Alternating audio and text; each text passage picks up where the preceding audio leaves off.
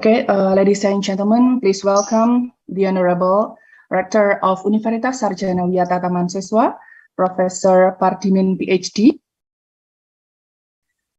The Honorable, our Vice Rectors, Dr. Imam Ghazali, Ibu Tris Harsiwi M.Pd, Bapak Widodo Budi MSI, and Dr. Yuyun Yulia. Recording in progress. Our keynote speakers, Professor Dr. Suriani Bakar from Universitas Pendidikan Sultan Idris, Malaysia.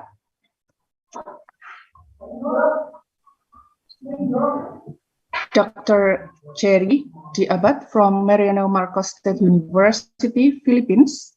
Dr. Heri Zulfiati from Universitas Sarjanawiyata Tamansiswa, Indonesia. The Honorable Dean and Vice Deans of Faculty of Teacher Training and Education of UST, Dr. Siti Maria, Bapak Setuju M.Pd, Ibu Yohana Sumiati M.Pd, and Dr. Arif Bintoro Johan. The Honorable Head of Primary Education Department and Magister of Primary Education Department of UST, Ibu J. Indah Nartani M.Pd, and Dr. Anna Fitrotunisa.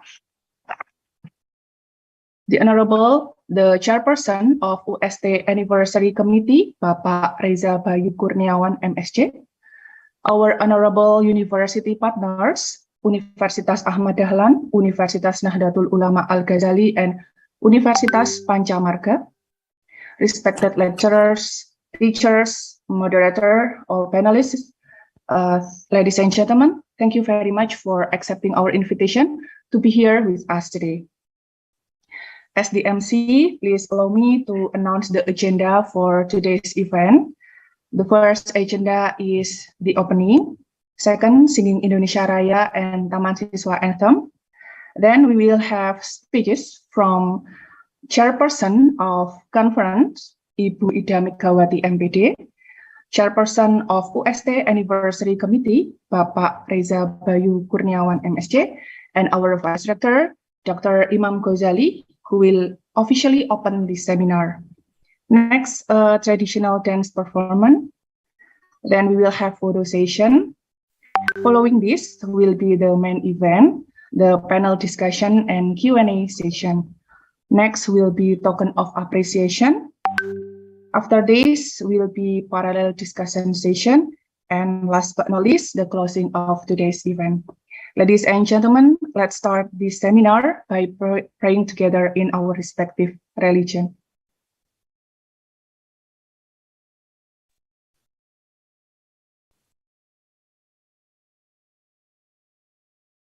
Amin. Our second agenda is singing Indonesia Raya, followed by Tamansiswa Anthem.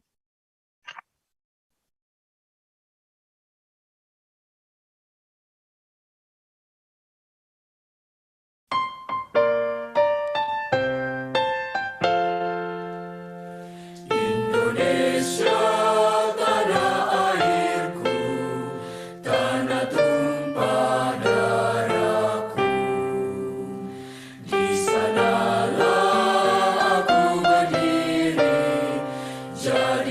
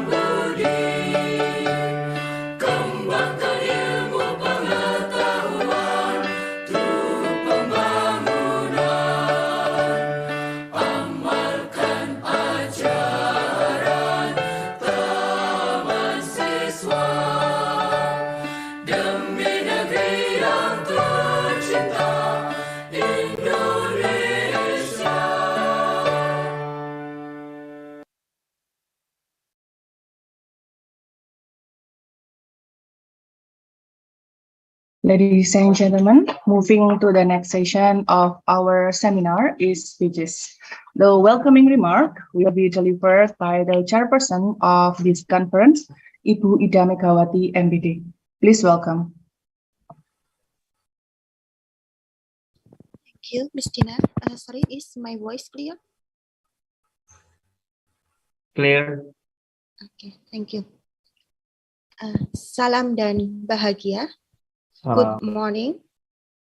The Honorable Rector of Universitas Sarjanawiyata Tamansiswa, Profesor Padimin PhD, Vice Rectors of Universitas Sarjanawiyata Tamansiswa, Dr. Imam Ghazali, Ibu Triharsiwi M.Pd, Bapak Widodo Budi MSI, and Dr. Yuyun Yulia. The Honorable Keynote Speakers, Profesor Dr. Suriani Abu Bakar from Universitas Pendidikan Sultan Idris, Malaysia, Dr. Gerry D from Mariano State University, the Philippines, and Dr. Heri Zulfiati from Universitas Sarjanawiyata Tamansiswa, Indonesia. The Honorable Dean and Vice Deans of the Faculty of Teacher Training and Education of UST, Dr. Siti Maria, Bapak Setuju M.Pd, Ibu Yohana Sumiati M.Pd, and Dr. Arif Bintoro Johan.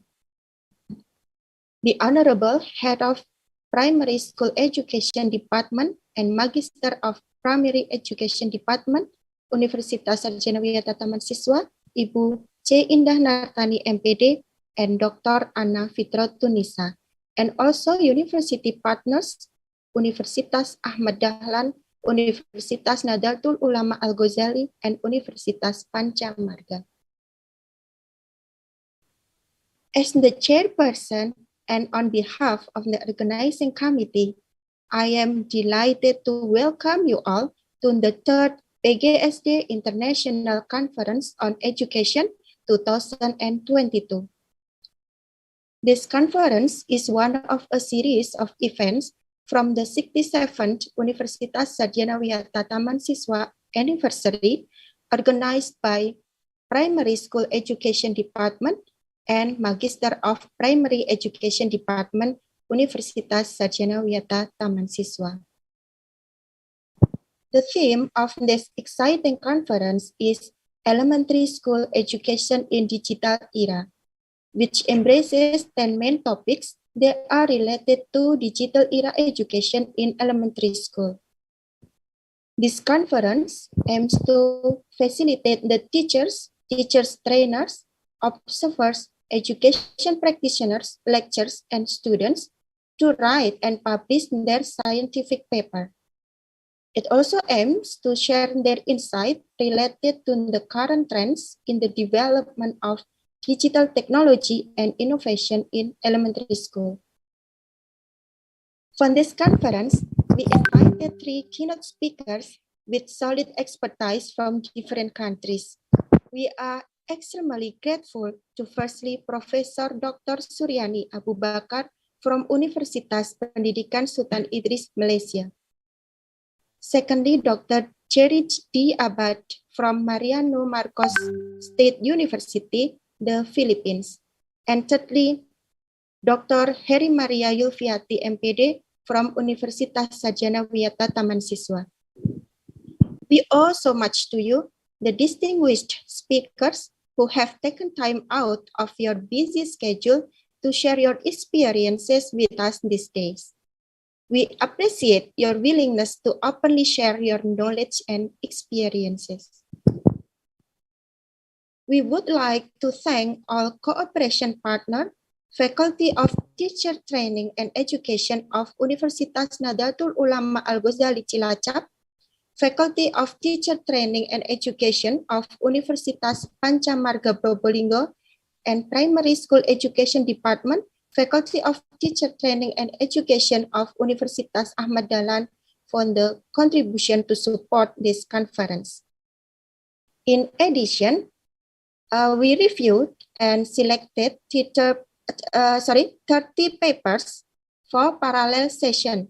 We believe that we can learn plenty of things from different presenters. Selected papers will be published in journal and proceeding. The journal that partnering with us are Prima Educasia Journal, Taman Cendekia Journal, Trihayu Journal, Tulodo Journal, Jurnal Ilmiah Profesi Guru, Scientech Journal, and Atulab Journal. There are about 718 participants in this conference who follow via Zoom and YouTube.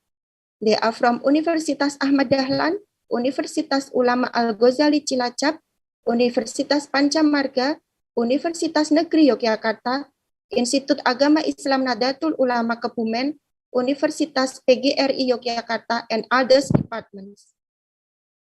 This conference is not able to come into a reality without wholehearted support from many parties.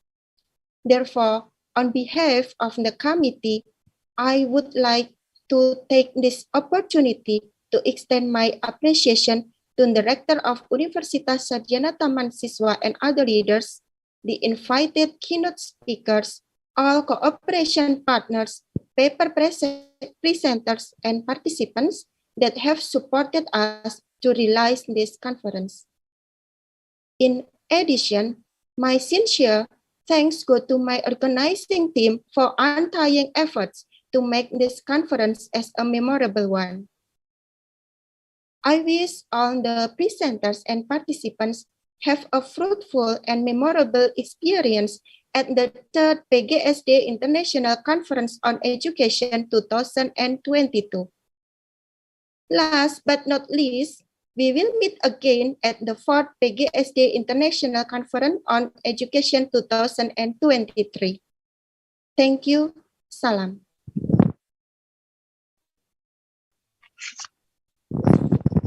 Thank you, Ibu Eda Megawati M.Pd, as the chairman of this committee for your speech. Ladies and gentlemen, today also happened to commemorate the 67th anniversary of Universitas Sarjanawiyata Tamansiswa. So the second speech will be delivered by the chairperson of UST Anniversary Committee, Bapak Reza Bayu Kurniawan, Magister Science. Please welcome. Thank you, Ibu Dina. Is my voice clear? Dear sir. Thank you. Honorable keynote speakers, distinguished participants, ladies and gentlemen. Assalamualaikum warahmatullahi wabarakatuh. Salam dan bahagia. Welcome to the 3rd International Conference on Education. We are very delighted to have you all in this forum, which is aimed to share, to explore, and to develop innovations in teaching and learning, especially through cultural exchange as well as real intercultural communication across nations.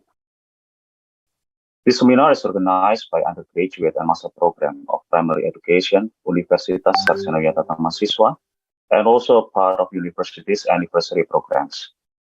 The theme entitled Elementary School Education in Digital Era is very relevant to the main theme of the UST's anniversary. As a higher education institution based on culture and nationality established by Indonesian education founding father, Kiai Dewantara, UST has major contributions to Indonesian education for almost 67 years. And today, in this digital era, a significant milestone has been revealed to accelerate the university's achievement to become an ASEAN-level university. Consequently, there have been various international scale activities which are strongly encouraged at this university, including today's virtual international conference. To achieve that great aspiration, of course, there are some issues that become concern, such as the era of Society 5.0. The Society 5.0 enables digitization to bring impact on various aspects of human life, including education sector.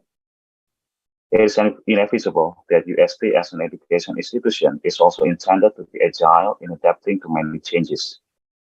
The value of Tamansiswa, known as sifat, bentuk, isi, dan irama, or nature, form, content, and melody, encourage the transformation of character and culture-based education to bring up Indonesian future generation amid today's global competition.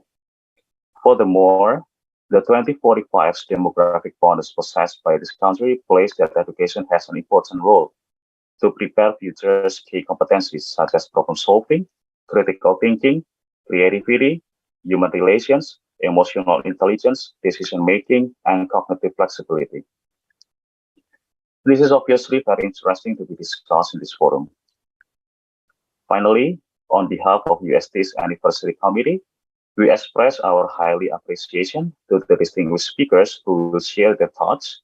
Professor Dr. Suriani Abu Bakar from Universitas Pendidikan Sultan Idris, Malaysia, Dr. Gerry D from Mariano Marcos State University, the Philippines, Dr. Heri Zulfiati from Universitas Sarjanawiyata Tamansiswa, Indonesia, and Dr. Yuyun Yulia as the moderator in the keynote session.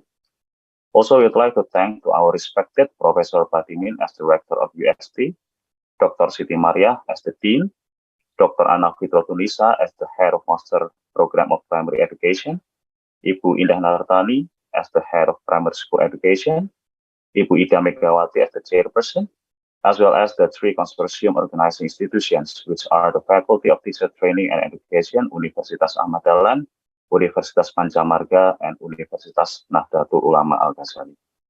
We believe that this international seminar will be fruitful for all. Wassalamualaikum warahmatullahi wabarakatuh. Salam. Thank you, Bapak Reza Bayu Kurniawan, Magister Science, for your speech. Ladies and gentlemen, the next speech will be delivered by our Vice Rector, Dr. Imam Ghazali, who will officially open this seminar. Please welcome. Thank you, Budina.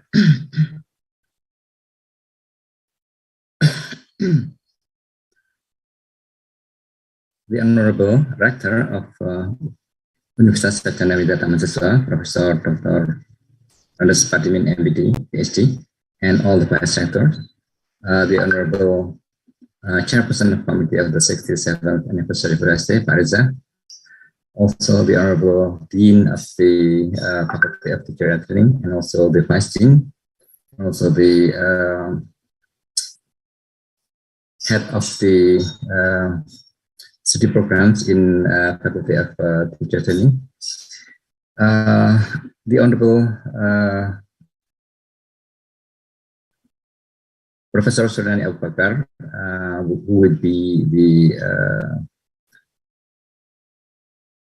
main speakers for this international seminar from Universitas Pendidikan Idris, Malaysia.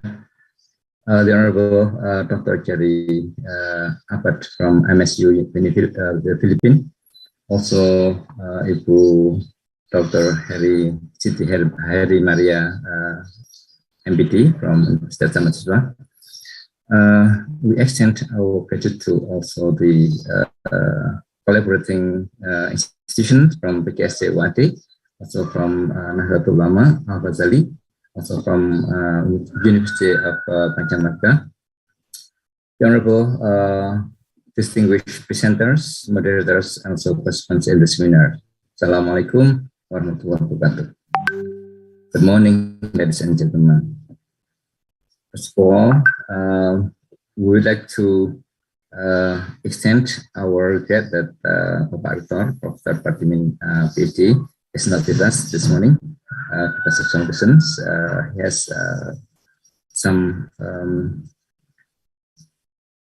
important programs this morning. So, but he extends his gratitude to all joining the seminars, especially the speakers, the presenters, and also all participants in the seminars. Secondly, we welcome you to this virtual campus of UST through this international seminar. But we do hope that in the next seminar, the third seminar, we do hope we'll invite you in a real face-to-face forum in the future. Ladies and gentlemen, elementary school educations in digital era, as the themes of this seminar is very important for us all. Since elementary education is the most important education for children, and therefore it becomes responsible for all of us educators. provide appropriate education for them. Elementary education serves as a real foundation for their further educations. We believe that if they get proper education in the stage, they will likely get better education in the future. This era, called a digital era, has confronted us with more complicated problems in educating our younger generations. I think Pak Reza has discussed the importance of this just now. Therefore, discussion, talks, and sharing this topic would help us understand what to do best as the follow-up for this problem. We believe that discussing this very important topics in collaboration with both national and international experts, like what we are having this morning, would yield better ideas to be a follow-up programs in the future. So therefore, we believe that this seminar is very important, and we do also that this will be a fruitful program for all of us.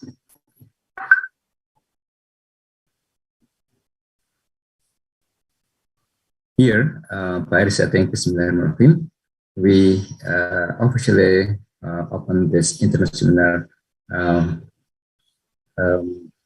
open, and we do hope that you enjoy all the discussion in the seminar. Thank you very much for everyone who are joining this program. Assalamualaikum warahmatullahi wabarakatuh. Salam.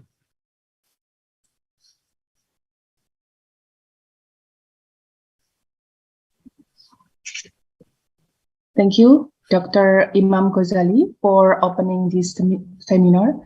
Ladies and gentlemen, the third PGSD UST International Conference on Education with the theme of Elementary School Education in Digital Era has officially been opened.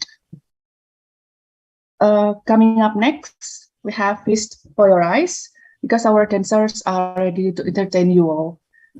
We would like to play a video of a dance performance entitled Puspa Pirata, presented by the student of Primary Teacher Education Department of Universitas Sarjanawiyata Tamansiswa, coached by Ibu Dian Indah Purnamasari, Dr. Insanul Kisti, Bapak Arya Dani, and Ibu Popi Idrianti. Ladies and gentlemen, without further ado, let's get started.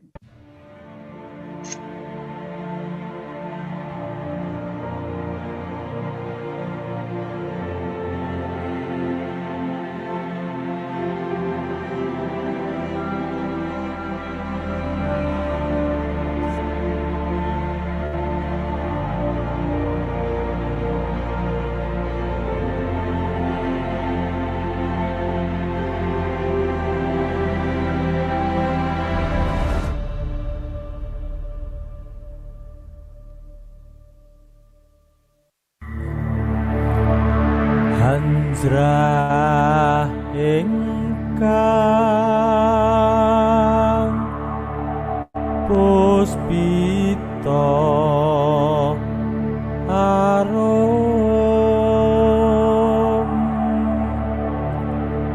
kasiliring samirana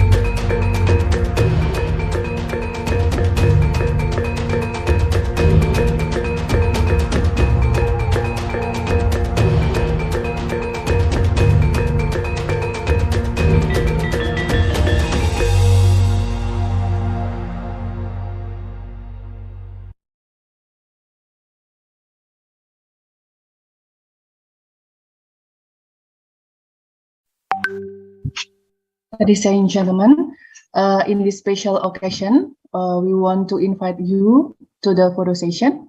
Therefore, we would like to request your presence by turning your camera on because the documentation committee is going to take our photo for some moment. We are going to start from the first slide and continue to the next slide.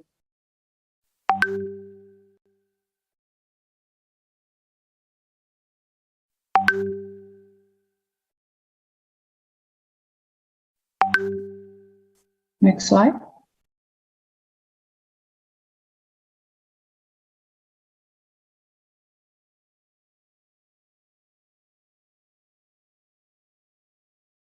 Third slide.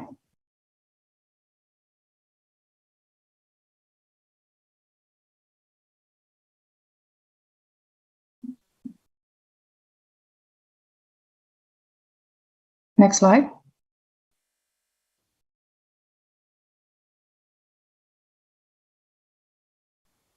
Thank you. Let's move to the main agenda, the material presentation by our keynote speakers, Professor Dr. Suriani Abu Bakar from Universitas Pendidikan Sultan Idris, Malaysia, Dr. Gerry D from Mariano State University, the Philippines, Dr. Heri Zulfiati from Universitas Sarjanawiyata, Tamansiswa, Indonesia. And the presentation will be facilitated by our moderator, Dr. Yuyun Yulia. Please welcome. All right. Thank you so much, Ibu Dinar. Good morning, everyone. And I hope all the participants, as well as our great, let's say, speakers, and I agree, we believe that we are so happy, so excited, to welcome you as the keynote speakers of this international conference.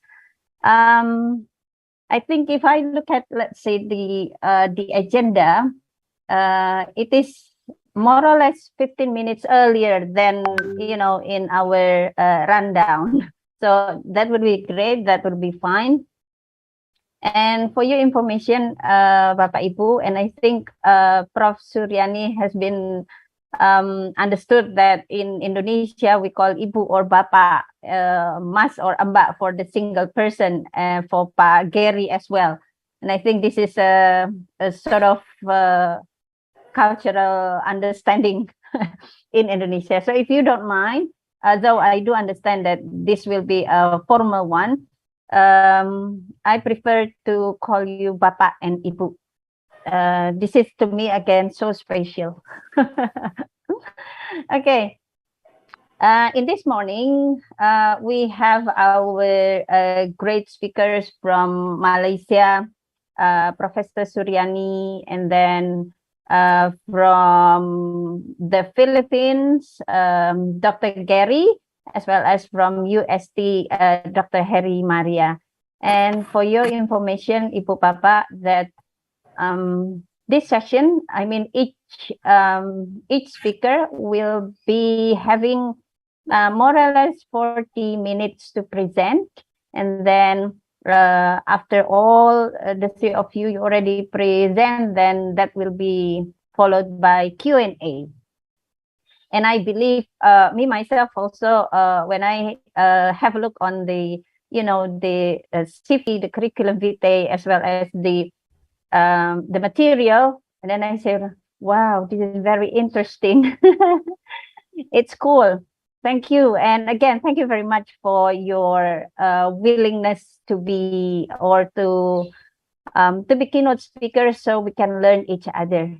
And in my agenda, the first one, the time it is for Professor Suriani Abu Bakar. My apologies, Professor Dr. Suriani Abu Bakar. Aduh, jadi grogi nih Ibu.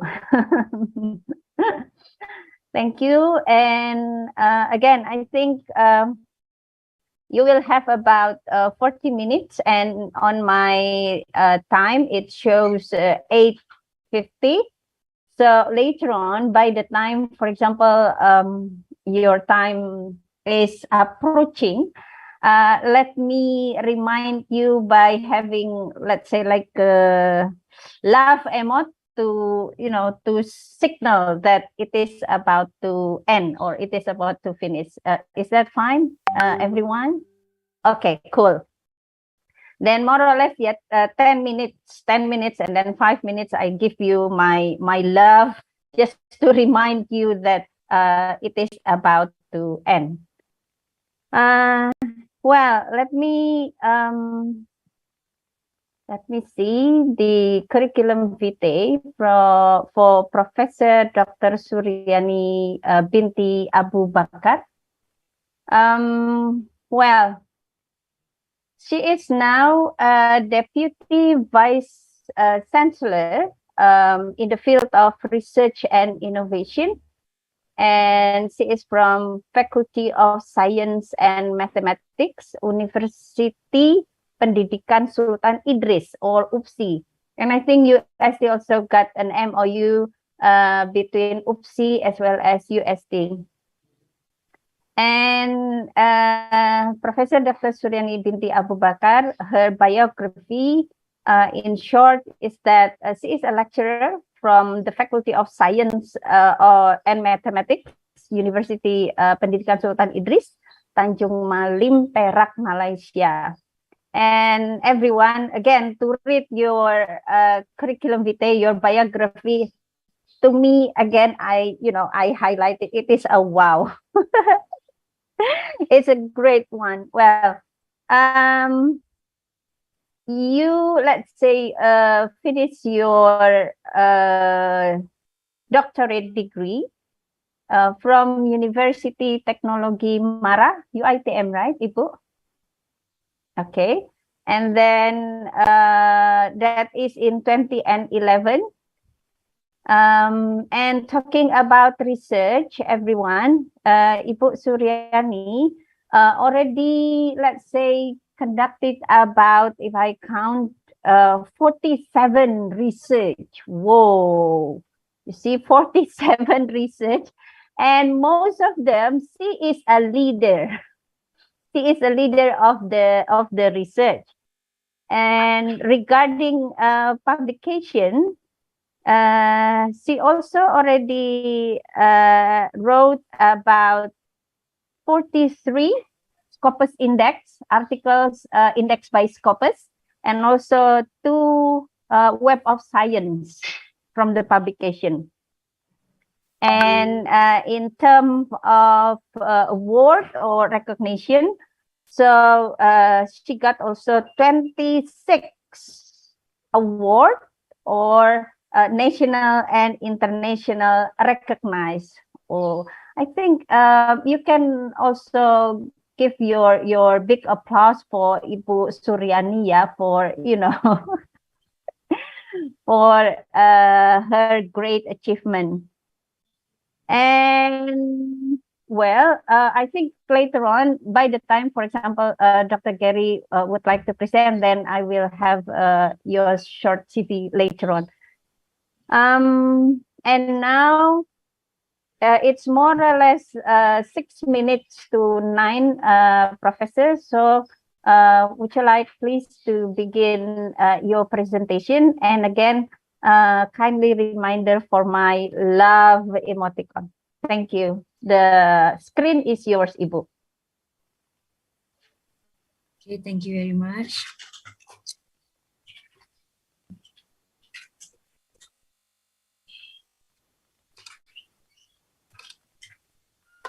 Okay, Bismillahirrahmanirrahim. Assalamualaikum warahmatullahi wabarakatuh. Thank you very much to the organizer for inviting me to join this conference and to be part of the keynote speaker.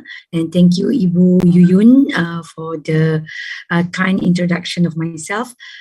Today, I would like to, let me introduce myself once again. My name is Dr. Sarjanawiyata, Professor Dr. Sarjanawiyata.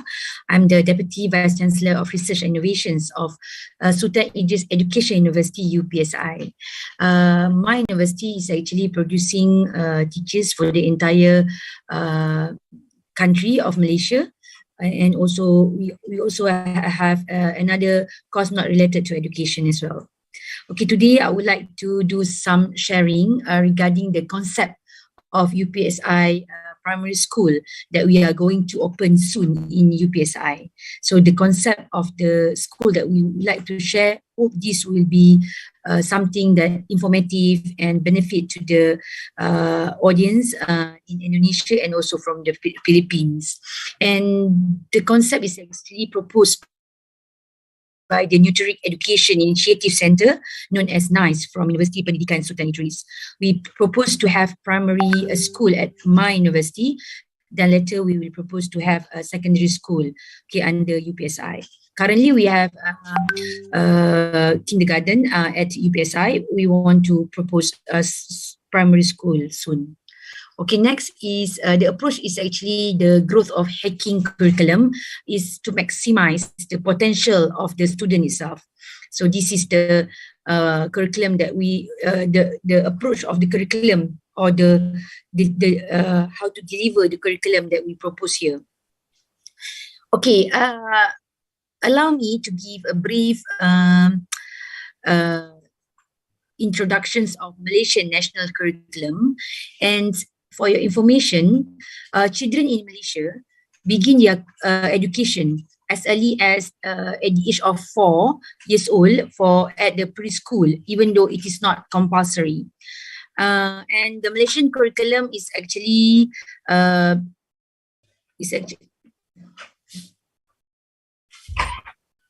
wait, yeah.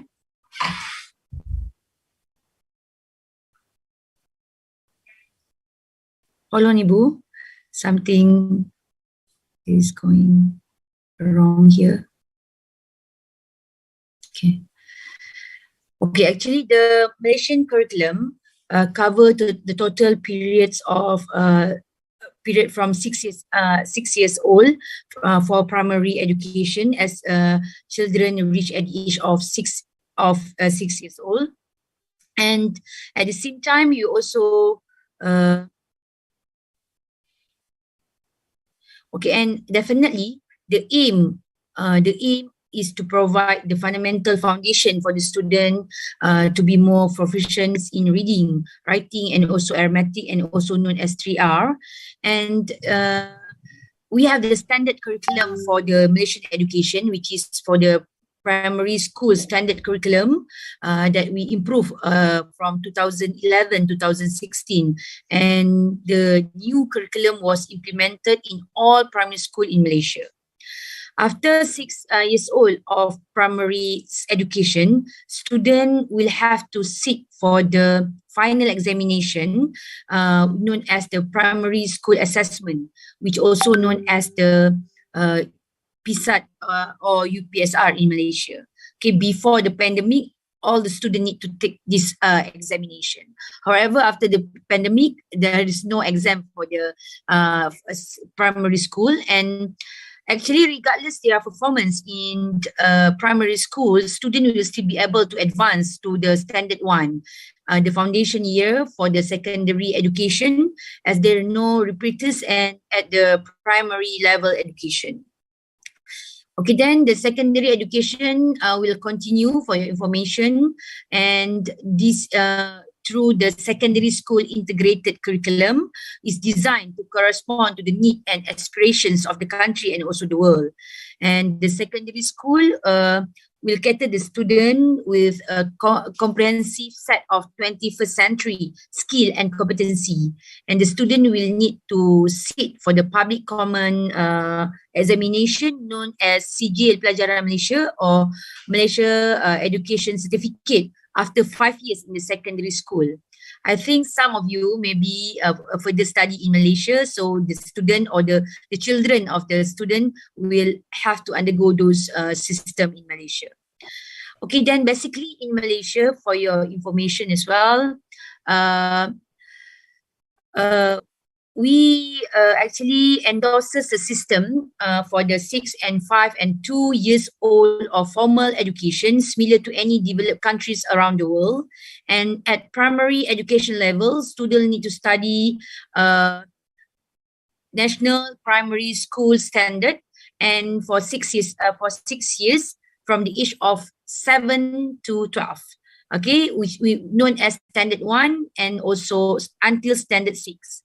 So during the years in primary education, students are taught major learning subjects that will help them with the aim to nurture their mind into well-rounded thinkers. This is the aim of Malaysian national curriculum, and also aim to prepare the student for the first major examination that will be held at the completion of their primary school, okay, which is in standard 6, which is around 12 years old. Students are required to sit for the primary school achievement test, okay, in order to proceed to the secondary school in Malaysia. And as I mentioned, for the secondary school, student will take a step further in greater specializations of the subject and education after completion of the primary school. And the secondary education will take up from the age of 13 until 17 before they go to the university. Okay, the examination will take place at the age of 17 for the secondary school. And the compulsory subject in Malaysia, for your information, will be the Bahasa Malaysia, our languages, and also English, mathematics, science, history, Islamic education for Muslim student, and moral study for non-Muslim student. Okay, this is the brief introduction of Malaysian national curriculum, known as curriculum kebangsaan lah ya. Okay, next.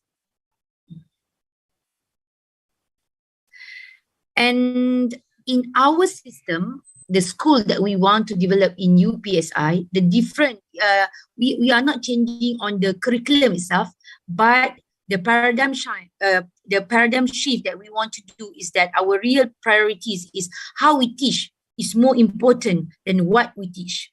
How the way we teach them is more important than what we teach, because we want to nurture the in order to have the 21st century skill of the student. So this is what we modify a bit on the approach of teaching that we deliver to the student, which is make and mapping and measuring student achievement easier, and mapping and measuring student skill, inter-subject operability, and also simpler and easy learning assessment system, technology and pedagogy integration, and parental involvement. This is the thing that we want to introduce in our school that we're going to develop soon. Okay, we call them as neuteric approach curriculum. So we introduce neuteric approach curriculum. Okay, we drawn this from the Sustainable Development Goal 4, which is from the SDG Goal 4, which is ensure inclusive and equitable quality education and promote lifelong learning opportunity for all. And we also take from the Incheon Declaration Education 2030, which assess to equitable and quality education, including literacy, numeracy, achieve a sustainability, effective learning environment, supply of quality educators. And from the World Economic Forum, new vision for education, which is there are 16 skills for the 21st century that we need to embed to the student. And under Malaysia Education Blueprint, starting from 2013 to 2025, we have two aspirations system for the student and 11 shift. Okay, this is how we develop the approach of learning and teaching and learning in our school that we going to develop. Okay, then start with the end in the mind. What type of student our curriculum will produce? Okay, this is the thing that we want to ensure that what type of student that our curriculum approach that will produce. And definitely everybody knows that this is the skill, the 16 skill for the 21st century student. That this is what we need to embed to the student, to our kid, to our children, which is content of 16 skill. The first 6 skill is under the foundational literacy. How students apply core skill to everyday tasks, including the literacy, numeracy, scientific literacy, ICT, and financial and cultural and civic literacy. And at the same time, for the competency, this is the most important thing that we want to embed in our system, which is how the student approach the complex challenges. For the first one, is just how the core skill that we need to teach the student. But this is the most important things, which is the competency in terms of critical thinking, problem solving, creativity, and able to communicate well, and definitely they can collaborate well with their colleague and schoolmate and everyone.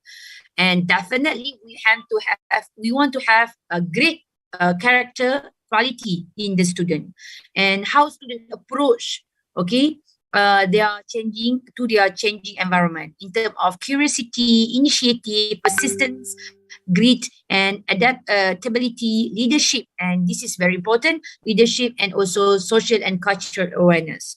Okay, so therefore, in our system, we put the competency in every single thematic approach learning that we will introduce in our school. Okay, as I mentioned earlier, so this is the 16 student excellent domain that will be mapped, okay, in our student competency, where they have to have all those things in the school that we are going to have soon. Okay, then what kind of curriculum and pedagogy that can support the development of such student? What kind of curriculum or pedagogy that can support the development? The most important is the curriculum and the pedagogy. The curriculum, we still use the curriculum that has been designed under Malaysian curriculum, national curriculum, but the pedagogy, how we teach them under the constructive approach rather than instructive approach. Okay, the first thing that we always remember is that all the students are gifted. Okay, all of us are gifted. The concept carries the assume that all students are gifted in one way or another, based on the Howard Gardner theory of the multiple intelligence. Okay, we know that everybody with their strength. We cannot say that science student is much clever than a non-science student. We cannot say that. We're going to say that all the students are gifted in one way or another. So they have their own specialty in terms of linguistic, musical, body kinesthetic, naturalist, visual spatial, and also interpersonal and logical and mathematical. Okay, this is what we always bear in mind. And this is the concept of the Nutric Excellence Framework, which is Nutric curriculum, which is fluid and dynamic. We want something that we don't want to teach student by a subject. Let's say, for example, if you teach English, there must be English for the entire week or for the entire hours. But we want to actually inter-subject between one subject to another, and the teachers need to be the generalist educators. No more physics teachers or science teachers. They must be generalist educators, which is be able to do multi-subject and versatile. All right. Then the constructive alignment, tracking of student holistic development, and at the same time, we do holistic assessment. This is also we develop on our own under the holistic assessment. We want to measure the student ability through the spider web, so we can see the ability of the student itself, and the transformative pedagogies enabling fun and active learning from the student, not from the teachers alone. And at the same time, we need the engagement from the parent and the community, parent and local community as part of their learning ecosystem. If you see in the US, the field work There's a lot of field work and field study instead of only stay in the classroom, Ibu. So easier for the student to experience the world and bring the world into the classroom, not only a classroom problem that they have to solve. All right. Okay. This is the design of the nutric approach curriculum, which is integrated curriculum model based on theme, which is thematic approach. They learn English, they learn science, they learn history, they learn music, they learn design and technology, mathematics, geography, whatever, physical education, even Islamic education under one theme of matters. Like for example, we choose fire. Subject focus is fire. And how do maths subject look under fire? They learn about scale, mapping. How science learn about the topic that we choose. But they actually learn all those subjects under one specific topic or theme, right? Therefore, but in terms of examination, they will have specific examination. For maths, they will undergo maths examination. But in terms of learning, they will do something like applied. Okay, this is what we embed in the system that we want to produce. Okay, they don't have subject like mathematics per se, but they have based on the theme, but they integrate between the subject. I believe that in Indonesia also, or in Philippines, they have done it, but we are going to have this soon in Malaysia. Okay, let's say for example, we categorize, okay, this is the example of it. There are 4 learning clusters where under human development, it consists of 3 main subjects, which is science, visual art, and health subject. And for the numeracy and musicology, there's mathematics, music, and physical education. They actually learn mathematics, music, and physical education under numeracy and musicology cluster. Okay, and under languages, they will learn English, BM, and Bahasa and Arabic under language and communication. All right. Then for the spirituality and values, they will learn Islamic subject and also moral subject. Okay. For the human civilization, they will learn history and also RBT. All right. This is what we want to introduce to the student, because we know that how we teach is more important than what we teach. All right. So as an example, okay, a teacher can teach maths. Okay, maths all day long for the solid straight week, all right, for 1 week. And still many students will have not mastered those math actually when it comes to the application.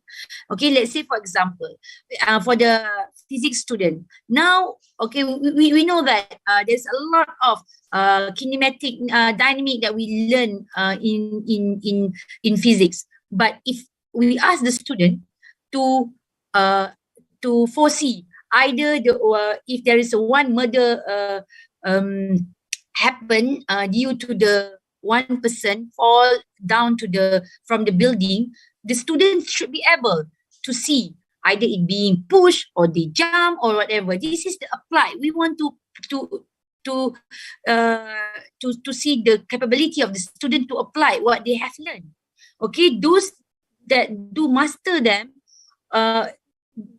they only can take it from rote memorization, and then of course produce rote answer on the test. For the real test, live outside this classroom, we see the drawback in terms of the results. So we want to emphasize on how we teach is much more important than what we teach is actually. Okay, I would like to quote one word from the Tony Robbins. Okay, if you do what you have always done, you will get what you have always gotten. Okay, this is the time for us to change the way or the way we teach. Okay, constructions versus instruction. So which one that we want to choose in terms of construction or instruction? Instruction is on the how and instruction is more on what. So now you need to concentrate on how, because the most important is how. It's not only what, but how they want to apply, how they want to respond to the problem outside the classroom. So therefore, in our classroom, the lesson planning must take place, need to focus on the 4 competency that I have mentioned just now, which is critical thinking, problem solving, creativity, and communication and collaboration. If there is no critical thinking, they are just memorizing things, there's no big changes in the system that we want to produce. All right, then not just the literacy skill to be learned, understanding the design and the method of planning, but seriously, we need one more method to learn. Therefore, we always emphasize on what is the standard outcome of the literacy skill that the student, the outcome is much more important than only teach them how to read and so on and so forth. And how we can structure and the learning task. Okay, the learning task is also important to show this skill at the highest level and depth of knowledge based on taxonomy, Bloom taxonomy.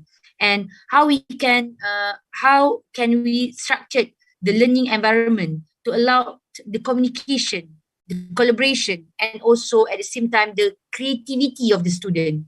This is what we embed in our 4 learning cluster that actually consists of a lot of subjects in that cluster.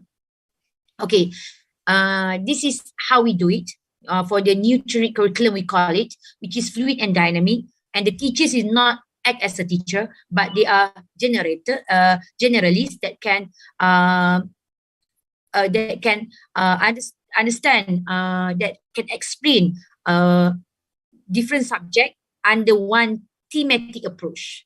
Okay, so our national Malaysian curriculum will be the backbone of the new curriculum, innovate the structure and delivery to form the new curriculum that we want to introduce. And at the same time, teaching students according to the subject will be the thing, I think, of the past. The curriculum is truly actually integrated, cross-disciplinary, right? And student will learn by thematic or topic, not by subject itself. So this is how we map them. Okay, for the topic like environment, they actually learn bahasa, languages, mathematics, science. Let's say, for example, we choose topic under transportation. They actually learn a lot of subject under that topic. And what if we teach them on the occupation? They are actually learn language and other subject not specific on that particular subject. All right, this is how we want to create learning. Then this is we will implement in how we create learning objective, develop curricula and also instructional strategies, and how we deliver, provide, and at the same time provide, embed ongoing assessment and provide appropriate interventions and track outcome of the learning. Okay, I believe that in Indonesia as well, Ibu, and also Philippines, that there is a lot of effort toward integrate or cross-disciplinary approach in the classroom. Right. Therefore, if we have this kind of approach, we only require one teacher to teach Form 1 or Standard 1 student, right? And this is the sample lesson for the Standard 1. Let's say, for example, environment. It takes about 60 minutes. And this is the learning standard that they need to understand, the basic reading with correct pronunciation. This is for the Standard 1 for 7 years old kid in Malaysia.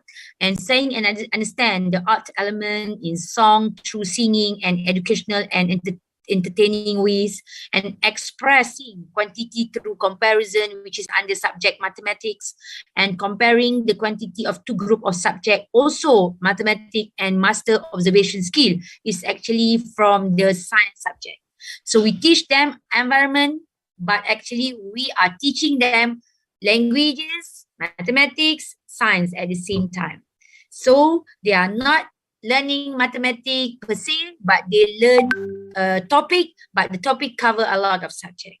And learning activity, case set induction, this is need to be prepared by the educators that we call it. We do not call it teachers, but we call it them generalists or the generalist educators, where the lesson, while lesson, and also post lesson and recap need to be able to relate with the topic environment that cover a few subjects. Okay. And as I mentioned earlier, generalist educators, multi-subject, versatile, as the curriculum structure become more fluid and dynamic. We want something that really fluid and dynamic based on the current issue and so on and so forth. Teacher will be selected among those who are creative. Okay, the teachers also need to be creative, innovative, adaptive, and agile. Okay, traits that are needed to pull off this one of a kind curriculum designs. So the teachers need to be able to integrate the subject, how they integrate and cross-disciplinary between one subject to another. If the teacher say, I just want to teach bahasa, cannot. You have to be able to integrate between bahasa, mathematics, science, Islamic, history, and so on and so forth. So the student can see there is no segregations between one subject to another. This actually they are interconnected and also interrelated, right, Ibu? Okay, then this is what we want the student to have, which is X6 students excellent domain. Student will be equipped with 6 future-proof domain, and we track the development of this skill using a concept of constructive alignment. Okay, trickling down to the learning standard and assessment for each lesson in class. This way, we can better track student holistic development. Okay, this is based on the World Economic Forum New Visions for Education 2015, where the student need to have 16 excellent domain need to be embedded to the student, but the critical thinking, problem solving, creativity, communication and collaboration is the thing that we really embed into the thematic approach learning that we introduce in our school that we will have inshallah next year. Okay, we have pilot this approach to a few schools nearby UPSI and Tanjung Malim Perak, and it shows that the teachers also happy with the approach, where the student really enjoy, as they can see that as you can see that this method involve a specific topic to teach one or more concept.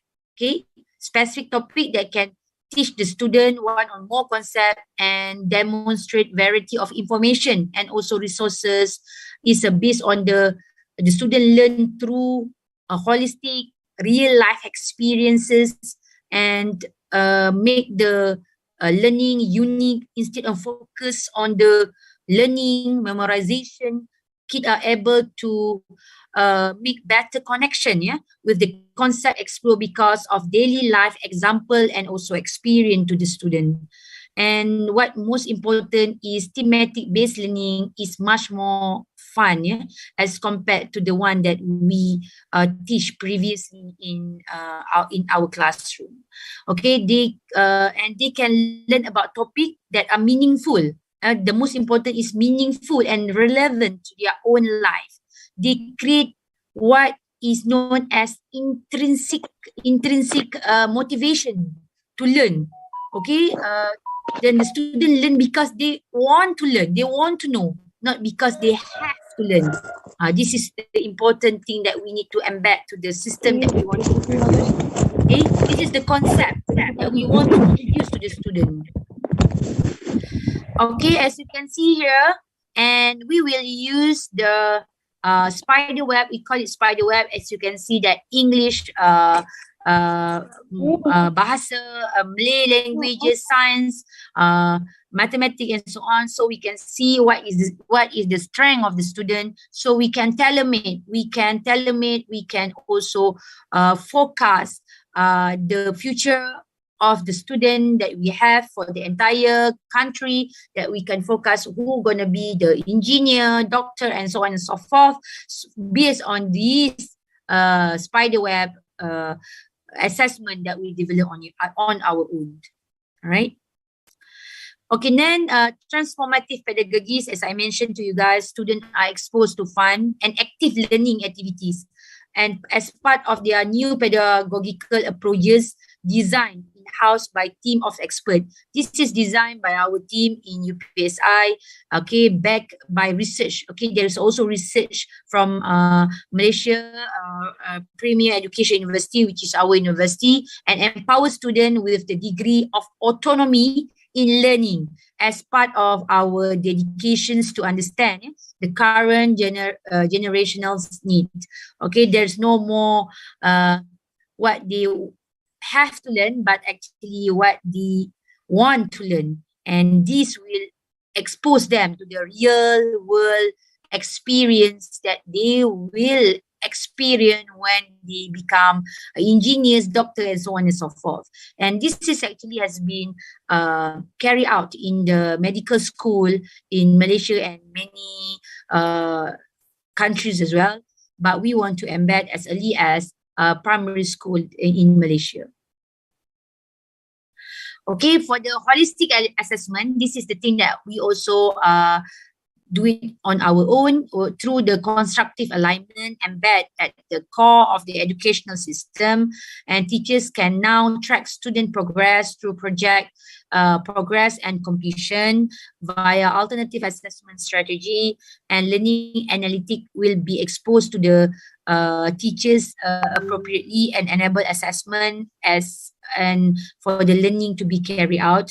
Okay, I will show you. This is how we use our system known as classroom.io, the tech backbone, using technology, using homegrown alternative assessment management called Classroom. So this is the example. Let's say, for example, the student can score very well for the mathematics and also bahasa, but quite weak in the visual art, and also so this is, we call it as a spider web. So the student and also the teachers also can predict, and easy to see the capability of the student under the holistic assessment of the student, not only under the subject, but also the 16 characteristic for the 21st century student. We also map them thoroughly using our classroom.io, and you can see that the benefit from this is the actually for the student, we can monitor development of knowledge and skill from the student, including the ethic and the morality, iaitu we call it akhlak lah ibu ya, akhlak throughout the learning journey of the student, and continual improvement through the academic and co-curricular activity. From the spider web, we can see we are not only mapped on the subject but also in the skill, ethic and morality of the student, or in bahasa we call it akhlak. Okay, and for the lecturer, for the teachers, it's a continual monitoring. We can easily monitor on the development of the student knowledge and also skill. We don't want only to measure the knowledge, but the skill, ethic, and plus the morality of the student. Continual improvement on the constructional approaches, and for the program management. Okay, like let's say, for example, for the top management of the school and faculty, also a continuous monitoring on the effectiveness and impact of the quality of the curriculum design and delivery that we introduce in this school. An intervention program for the student to achieve optimal performance. For example, for this student, we know that we need to emphasize on the visual arts of the student development. And for the school per se or school institution, and definitely that will benefit in terms of continual monitoring on the effectiveness of the school ecosystem that contributes towards student holistic development and holistic improvement on the institutional ecosystem in developing holistic student and employable graduate in the future, inshallah. Then this is what we want to ensure that for the policymaker, for the Malaysian government, assessment of the student achievement of the graduate in meeting the national education aspiration and information for future designing of policy, plan, strategy, and so on and so forth. Okay, this is the how we see in terms how we demonstrate the holistic assessment of the student under the student progress report for the year 3 student. Okay, they are not only cover the subject but also the skill, the morality, and definitely the ethic of the student itself. All right, and the skill that the student need to have. Okay, Bu. So we hope that by having this spider web approach, we call it spider web. I believe that maybe in Indonesia or in Philippines, you already have this system. And this is for the spider web assessment. We hope that outcome from the base curriculum, the curriculum, program learning outcome and course learning outcome map clearly with the curriculum plan and metrics, and definitely develop of the course assessment plan that conform to the constructive alignment of the student. And we can also appropriate assessment method measuring of the attainments of course learning outcome learning using appropriate assessment that attribute to the rubric that we have planned. And we hope that spider web of grade point average of learning outcome will help us to see what is the weakness, and we can also foresee the future of the student itself, right?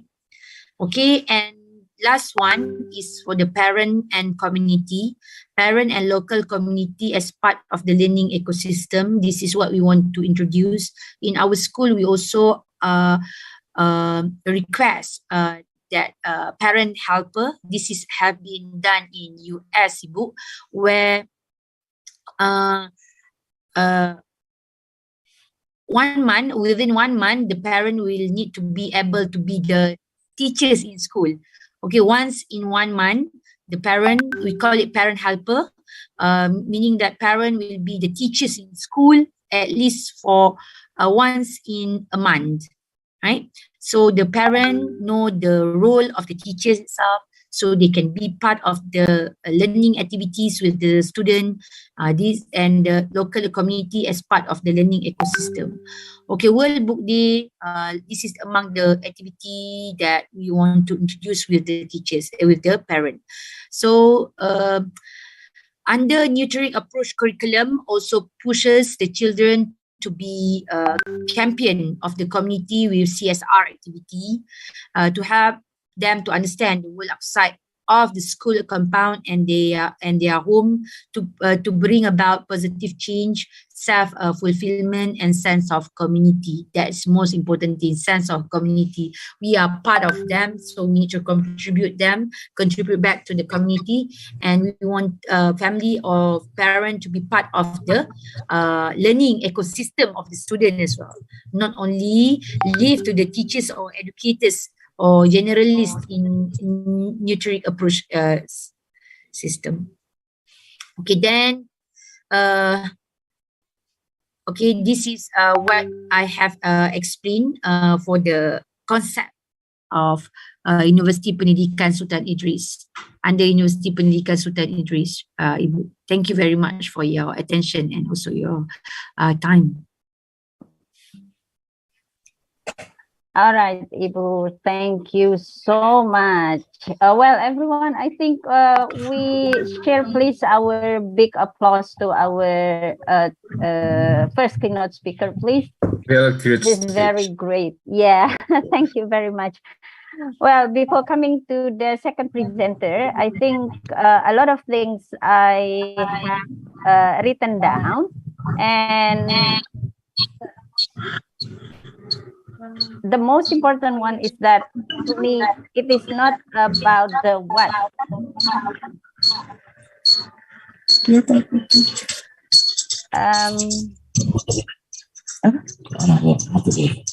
Can you please mute Ibu Sartini, please? Yes, thank you. All right. So the most important one is not about the what, but you know, the very important one, it is about the how, everyone. And of course, when we deal with the word of the how, teachers play a very important role. So how we conduct our teaching and learning process, and Professor Suriani already discussed so many things, and I highlighted that new curriculum, it is, let's say, under the theme, all right, and then the theme here, there is no segregation between, for example, oh, this is pelajaran bahasa, and this is pelajaran mathematics, and this is pelajaran IPA, for example. So they are all integrated, multi-subject, and it should be innovative.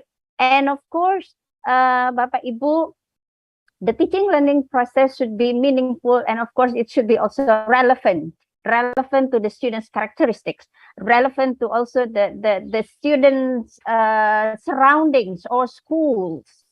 That is my first note. And the intrinsic motivation, we try to motivate our students. We try to engage our students to participate, let's say, in teaching learning process actively.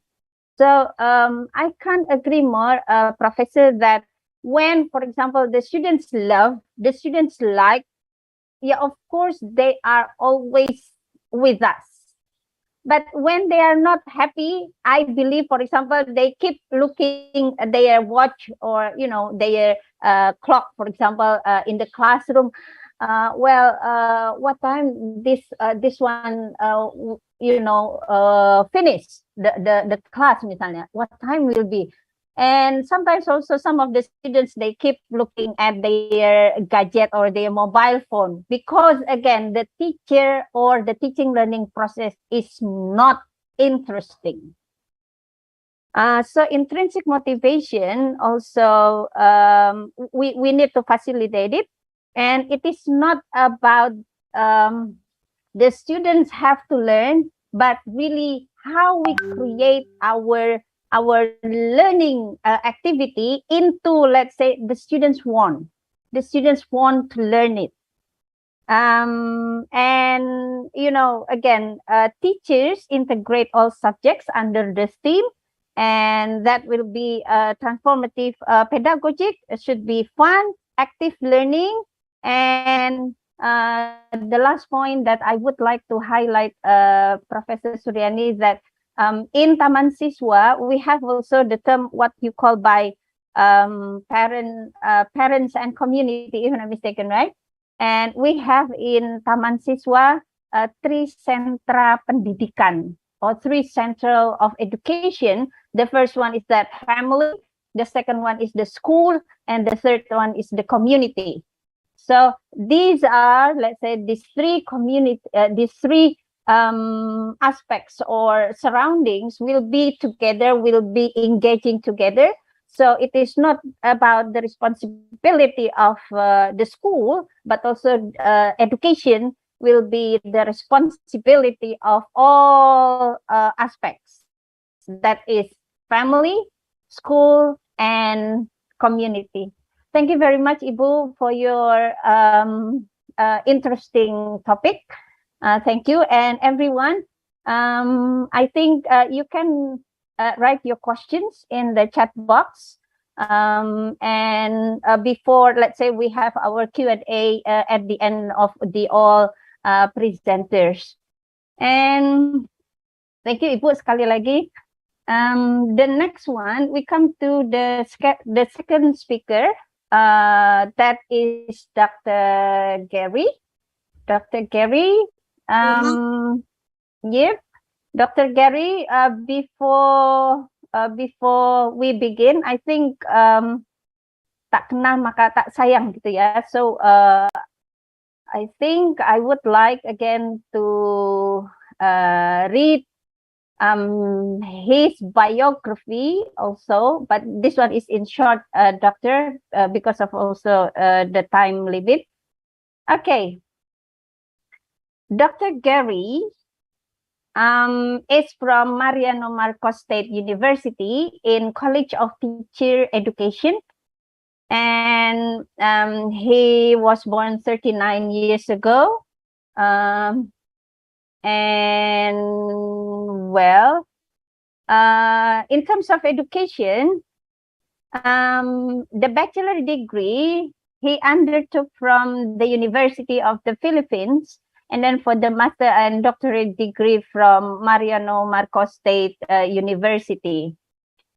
In terms of eligibility, study grant, scholarship, he already received automatic teachers eligibility by virtue of PD 907 as an undergraduate, and his work experience beginning from March 2007 up to now.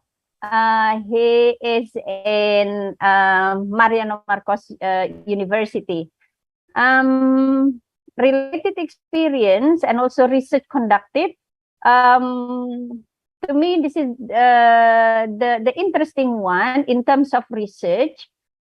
He is also a study leader of the title is Online Teaching and Learning, the case of MMSU Elementary Education Department.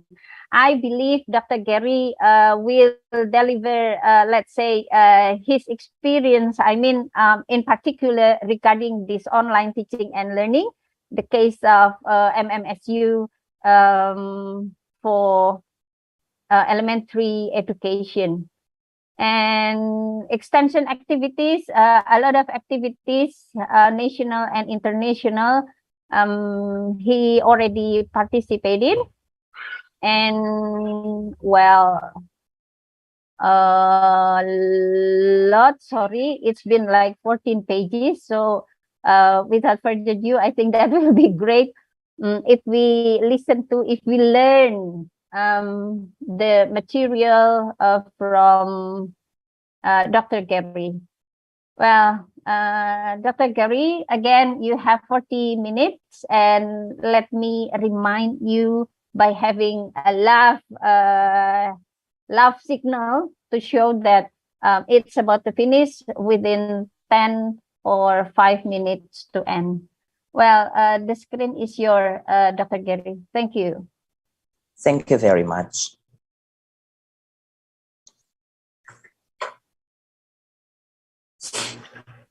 Good morning, Indonesia.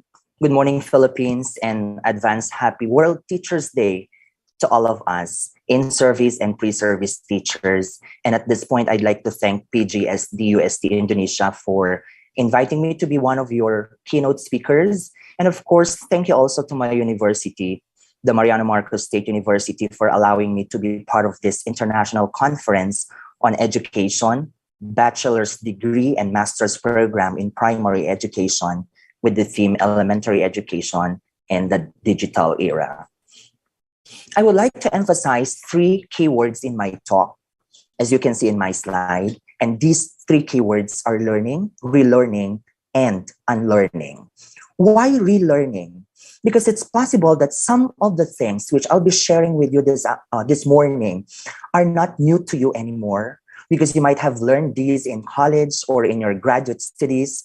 And so all we need to do is just to refresh our minds, activate our prior knowledge, and try to recall all of these, and together we will relearn them. So the word is relearn them. If later on, is my voice audible? May I have a Yes. feedback? Okay, thank Yes, you. very clear. Thank you very much. And then if later on you would realize that some of the things which I'm sharing with you now are not yet applicable, considering the fact that we are coming from different fields, different areas, we teach at different levels, then all you need to do is to unlearn them.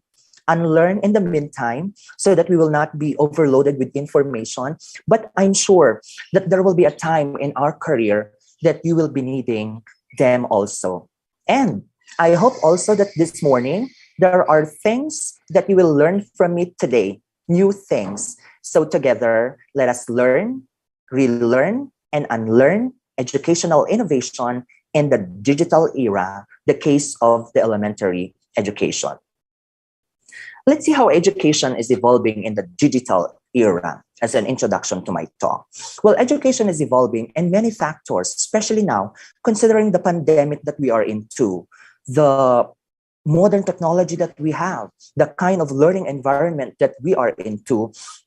These factors have influenced the landscape of the educational system, regardless of the country that you are into, whether you're in the Philippines, in Malaysia, in Indonesia, or even outside Asia. And these factors have influenced also the educational processes and the educational practices. I'll give you an example.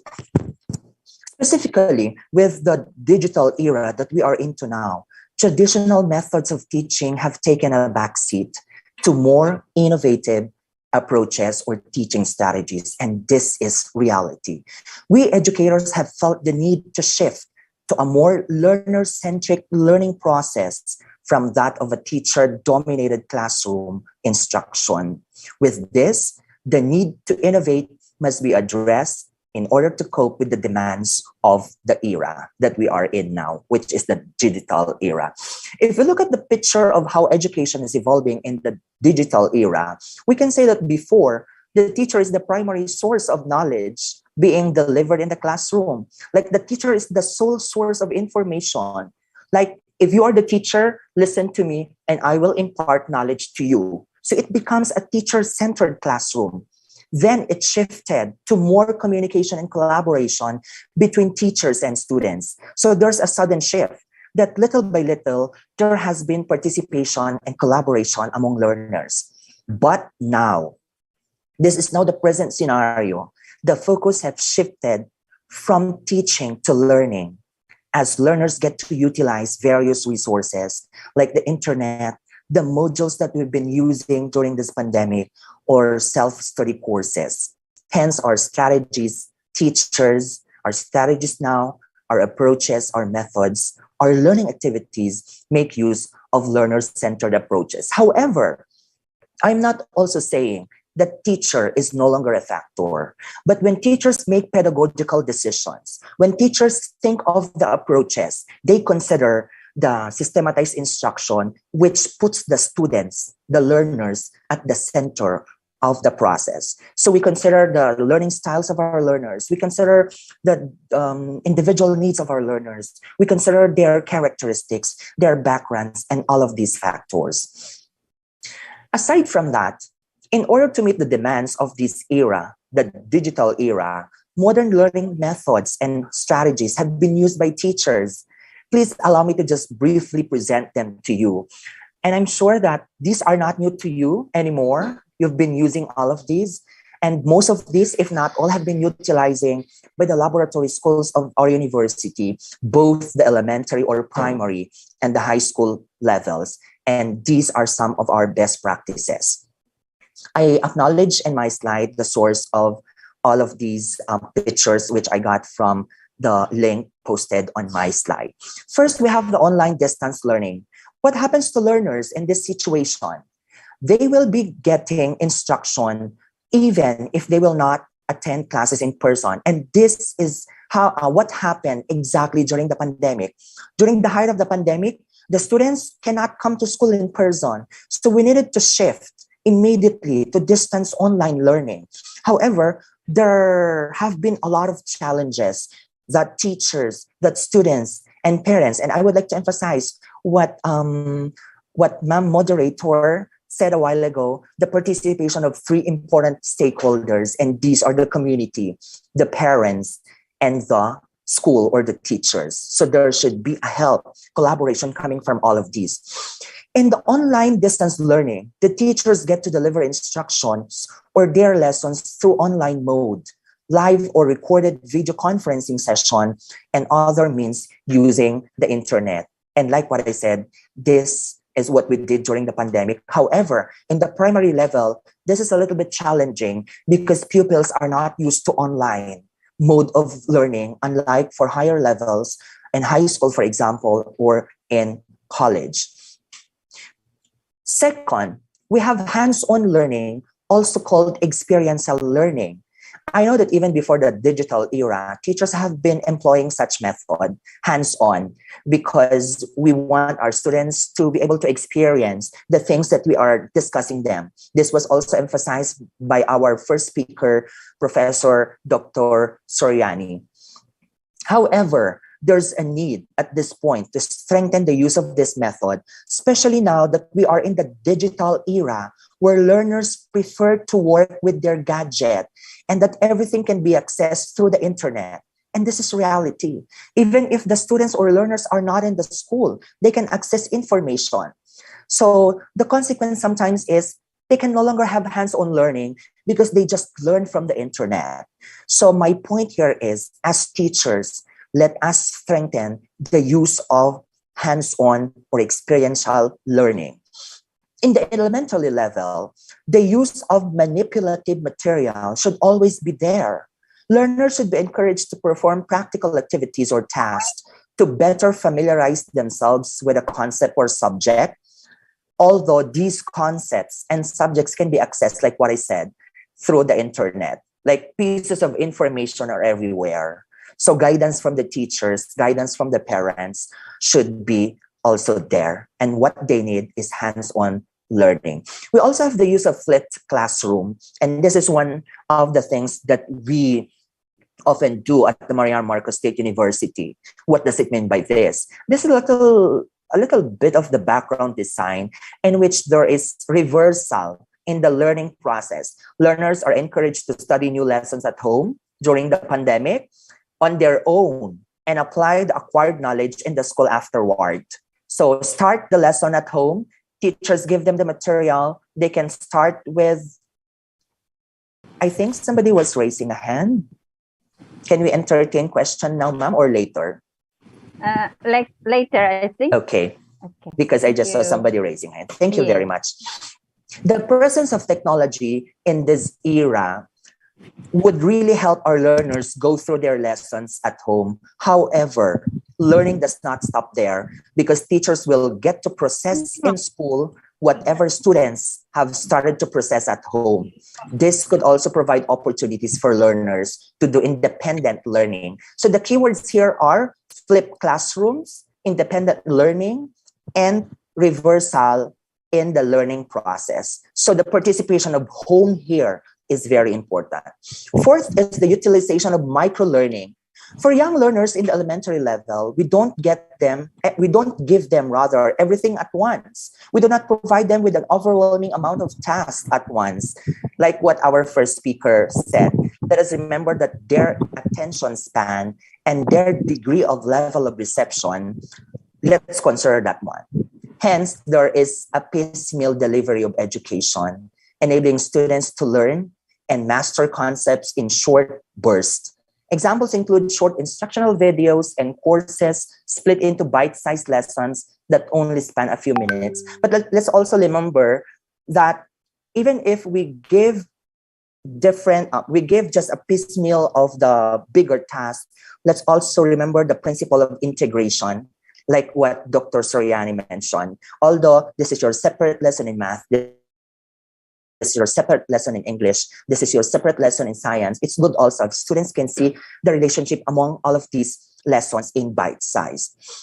You must also be guided by the principles of diversified learning.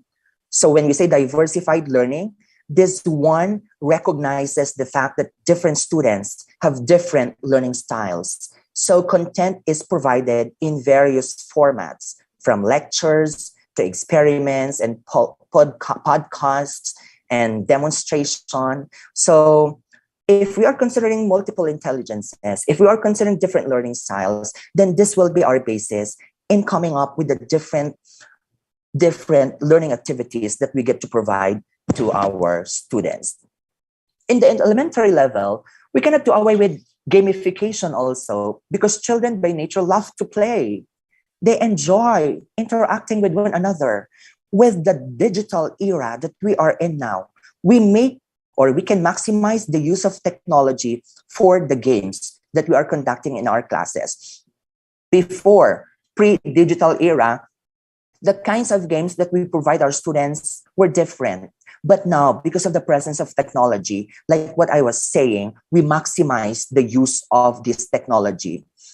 Educational games can be useful in introducing or reinforcing key learning outputs. And let us not forget that rewards and prizes are key motivators in helping students learn and retain knowledge. So if we say that students are techy now, they love technology, why not capitalize on that so that they'll be interested to participate with the aid of technology? But later on, as I'm going to present the challenges, the problem in some of the schools will be the availability of these gadgets for each of the learner in the classroom. Finally, we have project-based and problem-based learning, which we need in this digital era. When we say project-based, this is a system of education that facilitates learning by having students design, develop, and complete a project relevant to their field of interest or specialization. Again, maximizing the use of technology in this process can be advantageous to our learners. In the problem-based learning, students work on a problem by applying their knowledge and skills to produce the best possible solution with this system at a very young age. Even if our learners are still in the primary level, we get to develop higher order thinking skills among our learners and their ability to think critically.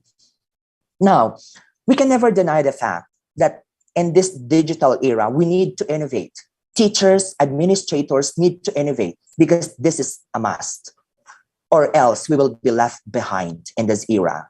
In doing so, let us not forget two of the most important guides for teachers, whether in the pre-digital era or in the digital era. This should be our guides, the systematized instruction.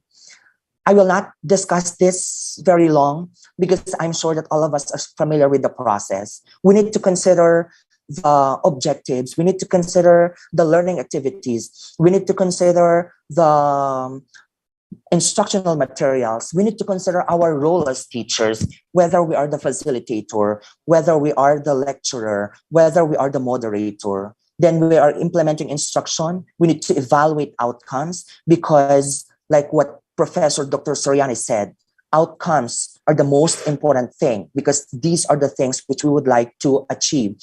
And if based on the results of our assessment, for example, the scores are very low, the performance is not good, then we need to refine the process. But one thing that we need also to emphasize here is who is at the center of the teaching and learning process, the learners or our students. And also, it's important to consider Edgar Dale's cone of experience. So we should, in innovating a particular activity, in innovating a particular instructional material, we should also consider the different levels of Edgar Dale's cone of experience. We should always start from the base because the cone of experience gets more complicated as you go to the peak of the cone.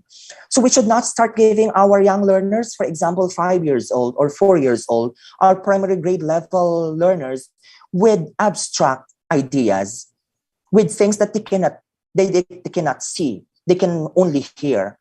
The more senses that our students get to use in the teaching and learning process, karo motong-motong 300 foto ya oke. Padake.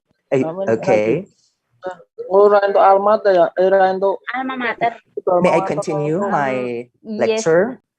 Yes, please. Thank you Bapak, very Ibu, much. please switch off your voice, yeah. Thank you. Okay, so that is Edgar Dale's cone of experience. Now we proceed to educational innovations in the elementary school. A lot of innovations in the elementary schools have been made to respond to the demand of the digital era. So these are not just maybe exclusive at the laboratory schools of Mariano Marcos State University, but maybe also in other schools in Indonesia or Malaysia or other countries. First is the digital readers and tablets. Increasingly, schools are looking to replace the bulkier hard copy textbooks with digital ones that are accessible via tablet. The use of this, of course, has pros and cons, advantages and disadvantages. They eliminate the need for students to carry around a heavy backpack full of books. They provide a centralized, accessible place for all learning materials. The regular updates of digital content eliminate the cost for purchasing new textbook editions every year. Apps added to the tablets can meet the educational needs of the students and provide for more personalized learning opportunities. However, let's also remember the disadvantages of this and try to minimize this one. To fully implement, schools would need to provide a tablet to every student and have a system in place for dealing with lost, damaged, or stolen assets. And this eliminates the option for students to dramatically chuck their math book across the room when they get frustrated with it. So this is a challenge for schools to provide one tablet per learner so that each learner will have the opportunity to have digital reading materials through their tablet. 3D printing has also seen an impressive application in the world at large. According to Forbes, this one is very interesting. 3D printers have been able to create anything from car to artificial organs. And in the classroom setting, 3D printing can create hands-on models that students can investigate and interact with. For example, students could learn about the geography of an area by observing a 3D map of it. For example, you are in Indonesia and you would like to study the geography of the Philippines, then through that 3D map, you will be able to have a clear vision, study, or perspective of the geography of the Philippines. It also engages the students and gets them curious.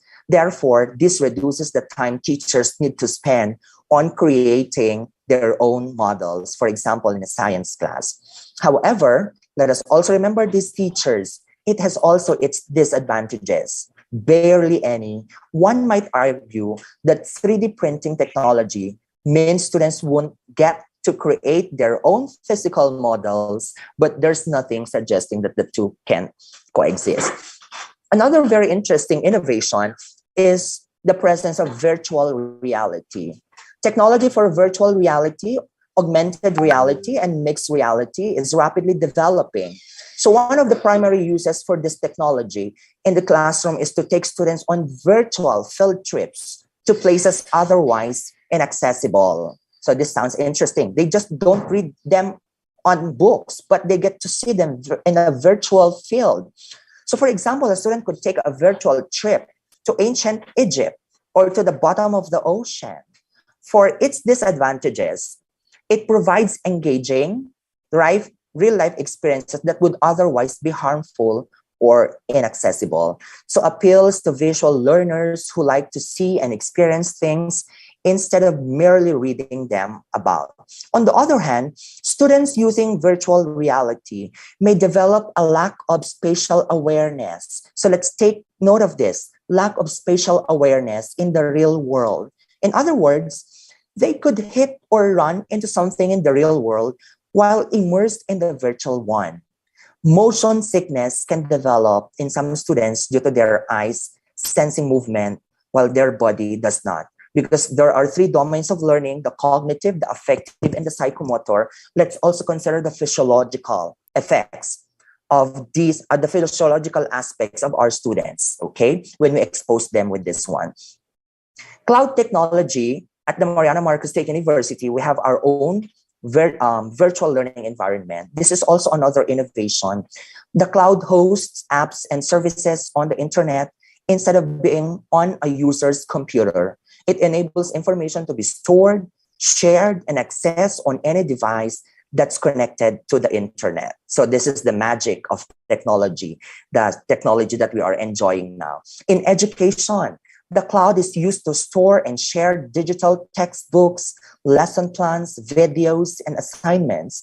It's also used to give students the opportunity to chat live with their instructors and other classmates. Well, during the pandemic, this was really what our students needed, what teachers need, what we needed, because like what I said a while ago, students cannot go to the school in person. So through cloud technology, students or learners were able to have the chance to communicate with their teachers. So this is also another innovation. Finally, we have mobile technology, which is of course not new to us anymore. Everybody has mobile technology. But what is the challenge of the use of mobile technology in the classroom during this digital era?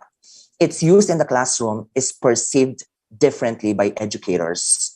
Rather than banning cell phones and other mobile devices from use during classes, some schools are incorporating this technology into the learning process through educational apps. I know some schools do not allow students to make use during class, but some schools are allowing students to make use of their mobile phones. With the mobile technology, the wide variety of available apps offers the opportunity for students to engage in their own learning process. So this paves way for independent learning, personal exploration. Educational apps provide the opportunity to personalize learning to each student. However, not every student possesses a mobile device, and not every parent is comfortable with their children having one. To really utilize this technology, schools would need to make sure that every parent is on board and that every student has access to some of mobile devices. Technological advances are truly impressive. This is reality. We should accept that this is the world our students are growing up in and provide opportunities to expose them to these wonderful developments. However, each new technology should be carefully evaluated and used as a tool to enhance the personal element in the teaching process, not to completely replace traditional learning methods. I'd like to emphasize this again. Technology, we should maximize the use of technology in the classroom. We should carefully evaluate its utilization in the classroom, but technology should not completely replace traditional learning methods. So, what are the challenges of education in the digital era? Along with the benefits that we can enjoy in the digital era, there are also challenges that we get to face.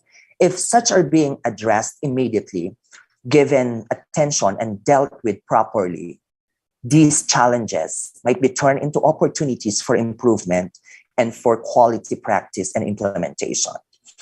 I'd like to share an article by Eduardo Henrique. This article is very interesting. Eduardo Henrique is the president of the Applications Business Unit at SYNC.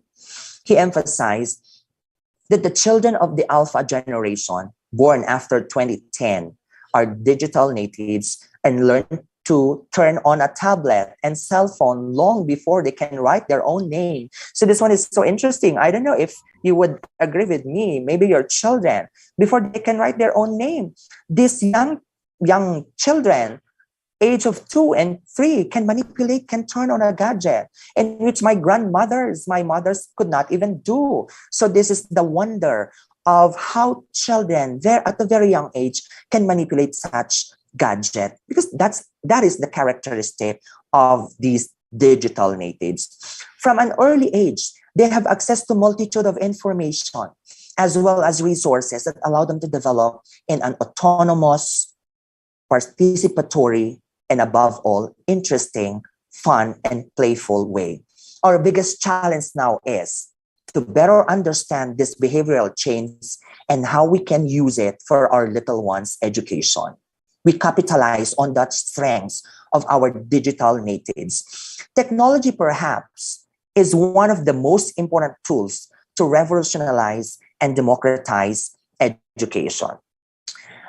Well, he further emphasized that our children today, when they enter the labor market, maybe 20 years from now, the world will be very different from what the world is today. If we are advanced now, can you imagine how advanced the world would be 20 years from now? And that will be the world, the labor market of the children that we are molding or teaching today. Whether we like it or not, this new world will be highly influenced by technology.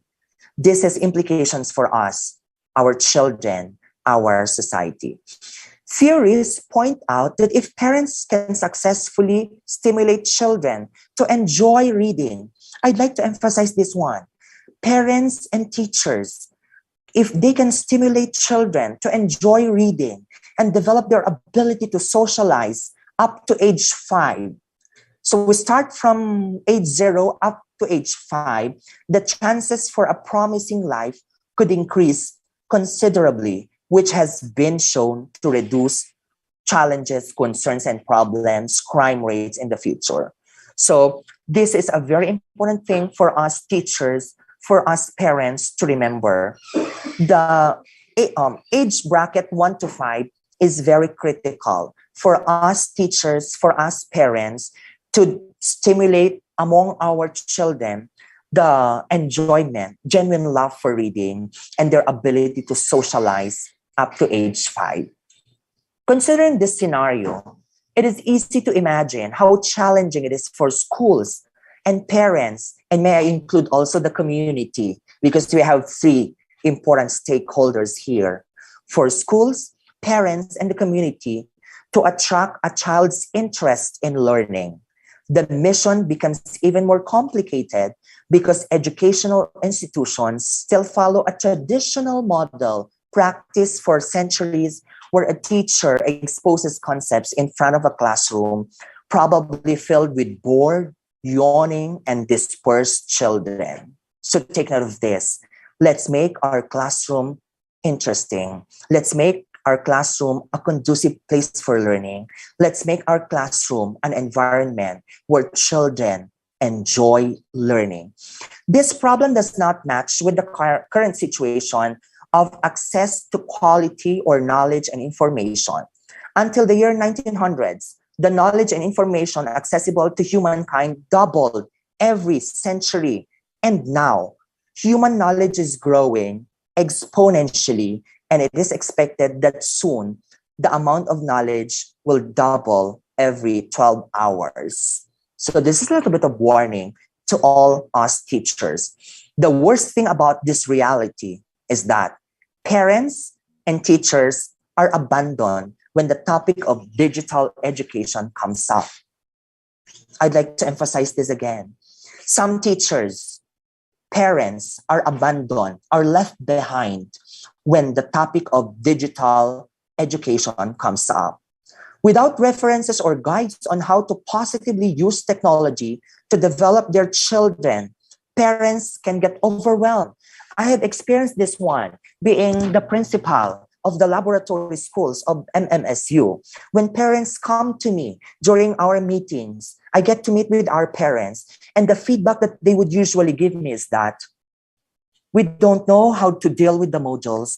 We don't know how to assist our children in manipulating the MMSU virtual learning environment. So parents' participation is at stake because they are overwhelmed with the utilization of modern technology as being used by our students. An obvious consequence of this abandonment is the fear that they are not doing their best for their little ones. So there's a little bit of guilt among parents that because we cannot assist our children anymore, that we're doing nothing.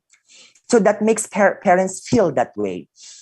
The result of this feeling is that it becomes easier to demonize technology and return to a comfort zone without technology, tablets, or smartphones. That's the idea of some parents. Because we cannot participate, because we cannot assist, we better demonize technology and we better return to our comfort zone, and that is without technology. Teachers and parents need help in meeting the challenge. They are lagging behind in the knowledge of how to apply technology in early childhood education. It is necessary to invest in training. So training, explanatory videos, and guides to lead them, both parents and teachers. The problem is not technology. Scientists say that for all concepts to work, it is fundamental that parents and teachers participate in playing, dancing, drawing, studying math, and having fun with the kids while using technology. Participation coming from parents. The answers are also on the internet. The relationship with knowledge after globalization and computerization has acquired another dimension, and education, unfortunately, has not allowed its broad steps. The role of technology is very important in this process because that is the key to meet the expectation of these children. So, how can we democratize access to education in the digital era? First, as education becomes more advanced, so does the price that students have to pay to get educated. So let us remember all of these, connecting teachers and students, utilizing a hybrid approach in classroom instruction, and making quality education available for everyone. As a closing, let us remember this one. We are at the beginning of a revolution, and many of the battles are in our hands, teachers. We can build together a better and more connected future for our children if we just lose our fear and dive headlong into the challenge. So thank you for listening. And once again, good day to all of us. Thank you, Dr. Gerry. Well, it is an inspiring one. Well, everyone, can you please share your virtual applause to Dr. Gerry for the interesting challenges as well as opportunities. And that is about the portrait of, let's say, Mariano Marcos State University. I think this is also, this relates to your research, doesn't it? Yes, ma'am. Okay. The challenges we had during the pandemic. Yeah, that is a very interesting one, and in my opinion, it happens also commonly in Indonesia as well, in my opinion. All right, before coming to the third one, let me again summarize what Dr. Gerry already explored to us. The first one is, this is, I think, again, very important. Learn, relearn, and unlearn. That's the first aspect I think every teacher should know. Learn, relearn, and unlearn. And the second one, everyone, well, this is now a very big shift from teacher-centered teaching, and now you mentioned, let's say, collaborative teaching and learning. And you come at the end, modern learning, focusing on methods, strategies, and for example, you mention the first one is about please teachers, you need to have hands-on learning activities, and then the second one is micro learning. It is not macro one. So we focus, let's say, individual activity or individual assessment, and then diverse learning, gamification, problem and project based. And in this case, Dr. Gerry also mentions that innovation, we cannot deny for the innovation improvement. And that is about, the example is about learning by, let's say, 3D, and then virtual reality, mixed reality, and mobile technology for the alpha generation, generation Z, including also, I think, and post Z generation.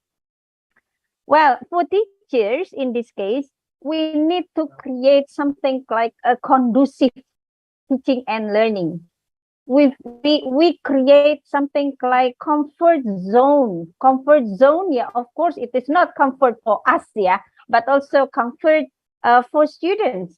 Because when they comfort, they feel like secure. Again, in my opinion, and also Dr. Gerry says that, okay, let's please create our interesting teaching and learning. And he highlighted also, and I think this is very important, parents and teachers are abandoned when the topic of digital education comes up. And sometimes, for example, for teachers, they say like, well, I am digital immigrant, I cannot understand, and well, I don't know about technology. And at the end, then the parents or the teacher perhaps, I cannot accompany you in teaching and learning, so please, you do yourself. And when there is about a question, for example, ma'am, do you know lizard, for example, and then the answer from the teacher, it might be, yeah, and also the answer from parents, for example, okay, you find it internet, everything is in internet, everything. But the connection or the relationship between teacher and also students, including also parents in this case, so parents or teachers, we need to facilitate them. We need to accompany them to feel, to feel like interesting one, enjoyment, interesting. And that is the best, in my opinion, teaching and learning. Well, Dr. Gerry, thank you very much for your sharing regarding challenges as well as opportunities in Mariano Marcos State University, the portrait when the pandemic hits, let's say, every country. Again, thank you very much. And without further ado, we come to the third presenter. That is Ibu or Dr. Heri Maria. Bapak Ibu, Dr. Heri Maria, hang on. Dr. Heri Maria also got a lot of activities and also here research. Hang on, I already downloaded. Excuse me. Okay. Dr. Heri Maria Zulfiati, M.Pd. She is a graduate from Universitas Negeri Yogyakarta, our IKIP Yogyakarta, for the S1, the S2, or the S, including also the S3. So from bachelor, master degree, and doctorate degree, she finishes in Universitas Negeri Yogyakarta.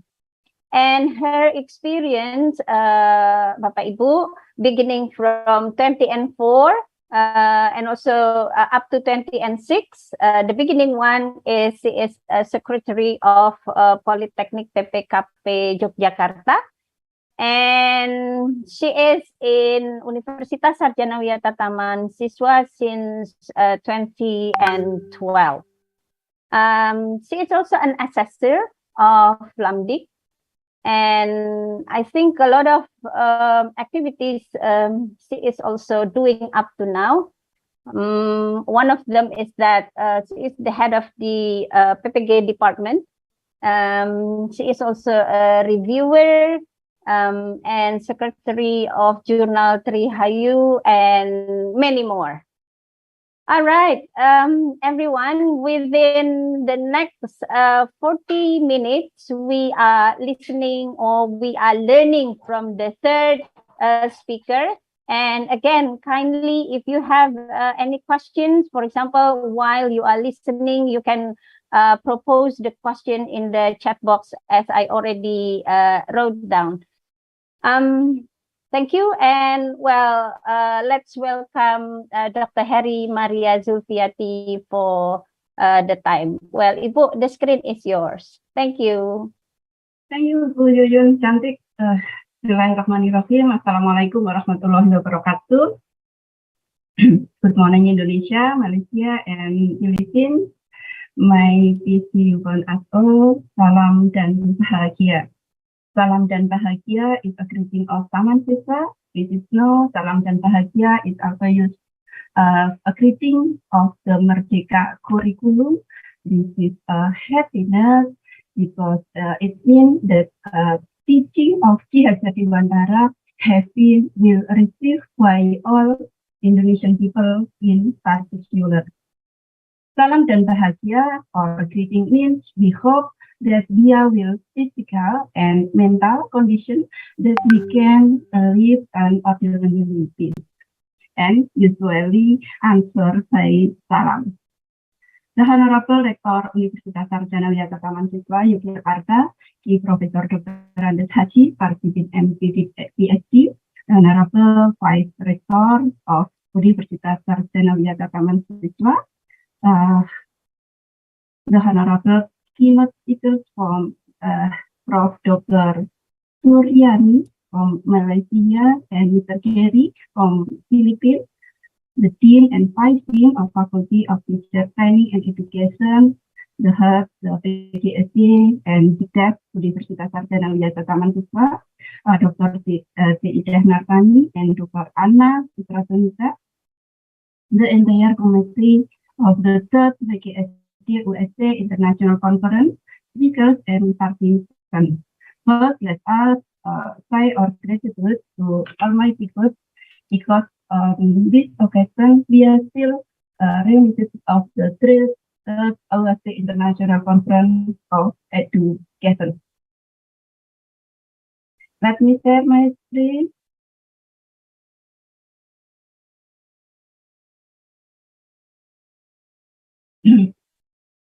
Okay. First of all, I would like to thank the entire PGSD committee for having me to deliver my previous presentation about Tamansiswa education in the digital area.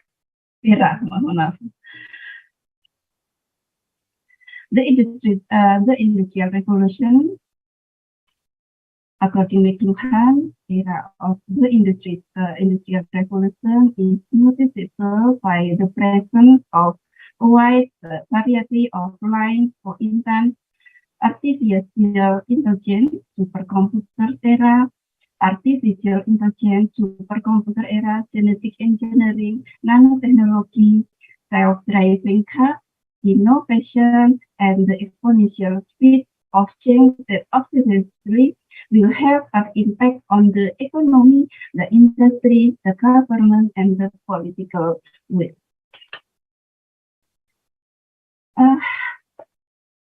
If we look at this story, there's actually a timeline of the industrial revolution starting for 1.0, 2.0,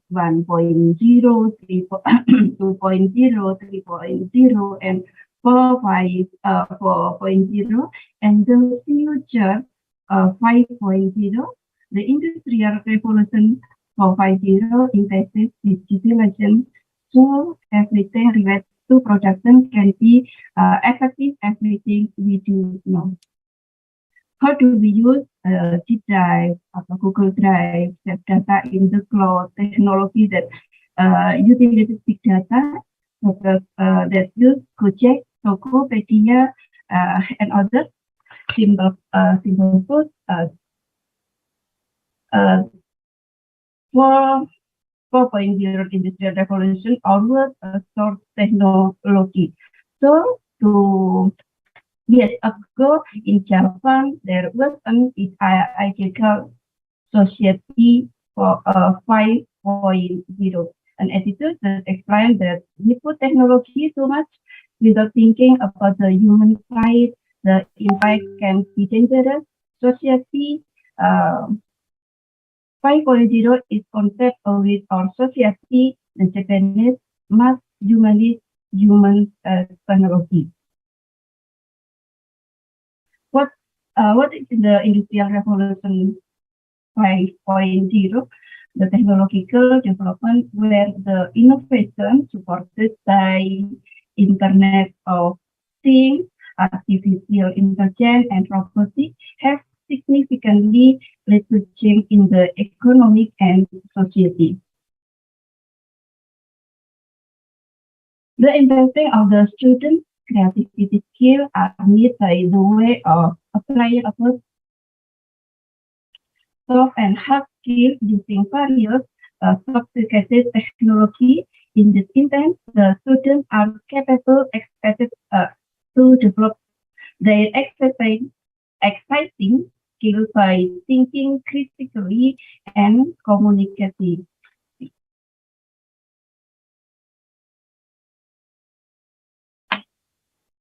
Okay.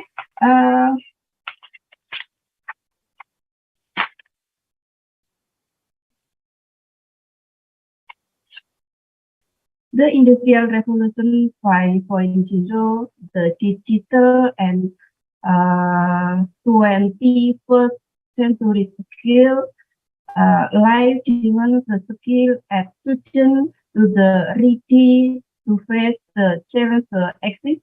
Their skills are named for this. For C is communication, collaboration, critical thinking, and creativity. Communication is adhering to question, idea, and solution. Collaboration, working together to reach a goal, putting talent, expertise, and smart to work. And then critical thinking, looking a problem in new way, linking learning across subject and discipline. And then creativity, trying new approach, getting done equal innovation and invention. All in this is all in one real-world integrated project delivered in the classroom. If we talk about education in Indonesia, it certainly can differ from the national education figure, namely Ki Hajar Dewantara. How to achieve a safe and happy education based on the teaching of Tamansiswa in the era digital.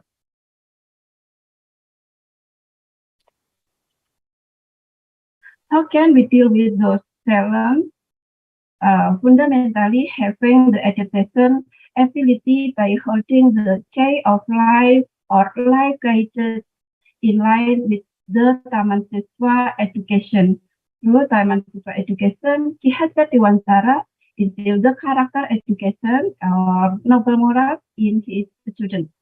There are so many interpretations of technological sophistication. However, character education is essentially specific to set the character of the nation's successors so that it will positively impact on their spiritual, emotional, and personality development.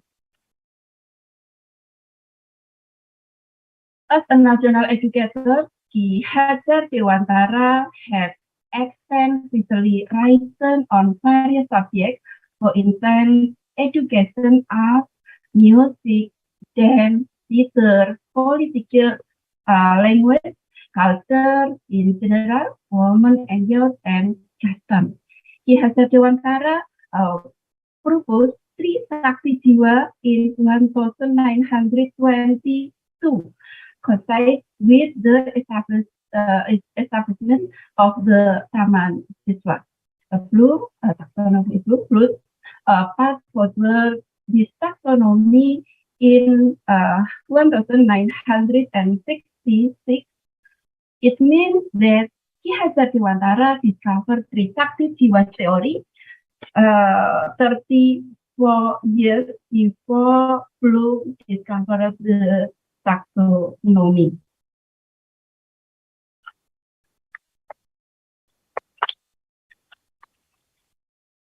Ki Hajar Dewantara implement humanist education namely humanist culture, human and development cognitively or creative, affective, and cognitive. In other words, Ihata Dewantara education principle educate the heart and the hand. Not only is just spoken, but also implemented and capable to improve the internal condition of the nation. Apart from Ki Hajar Dewantara teaching, it also help the teacher to have an example, then act facilitator teaching. We can understand this from the meaning of the name Ki Hajar Dewantara, which means a teacher who teaching goodness, nobility, and virtue. The method used in Tamansiswa, the among system. The among system provides with this opportunity for students independent. Students are encouraged to develop the self-discipline through their experience, understanding, and effort. The most important is to keep this opportunity from engaging the child of threatening of safety of elders. The basic idea of Ki Hajar Dewantara ngarso sung tulodo, it means in front of setting an example, Igmatio Mangun Karso in the middle of writing and question well. And then Tutpuri Handayani in the tech giving encouragement. However, everything educators do in school must of course also collaborated with the student environment, namely parents and the community region to learn, give children the freedom to express, innovate, work, and collaboration without concession and the threat of punishment.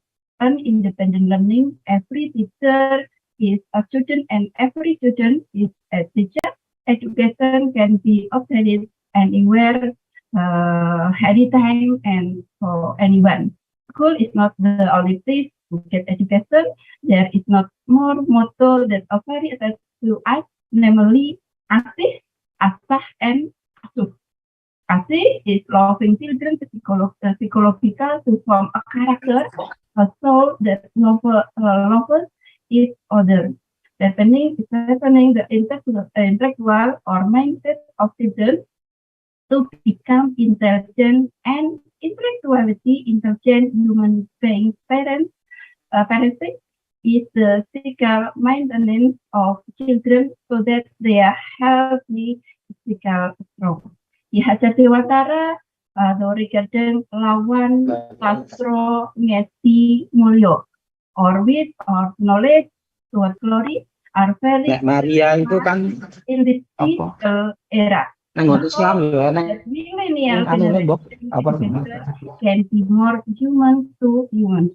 Shown that education ever make characteristics not commandership, because there is not little radicalism from educated people, but maybe forget the essence of education is humanity.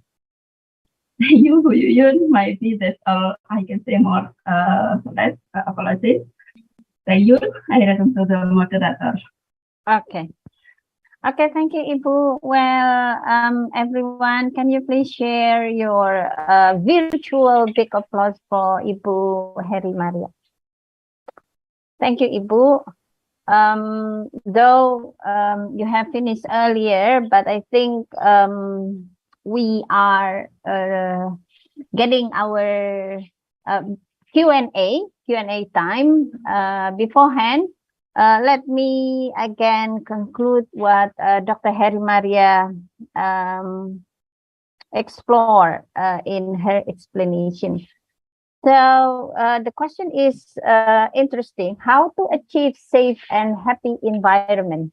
So she begins the question in her presentation, and she discusses The 21st competency skills, including, let's say, critical thinking and problem solving, collaboration, creativity, as well as communication.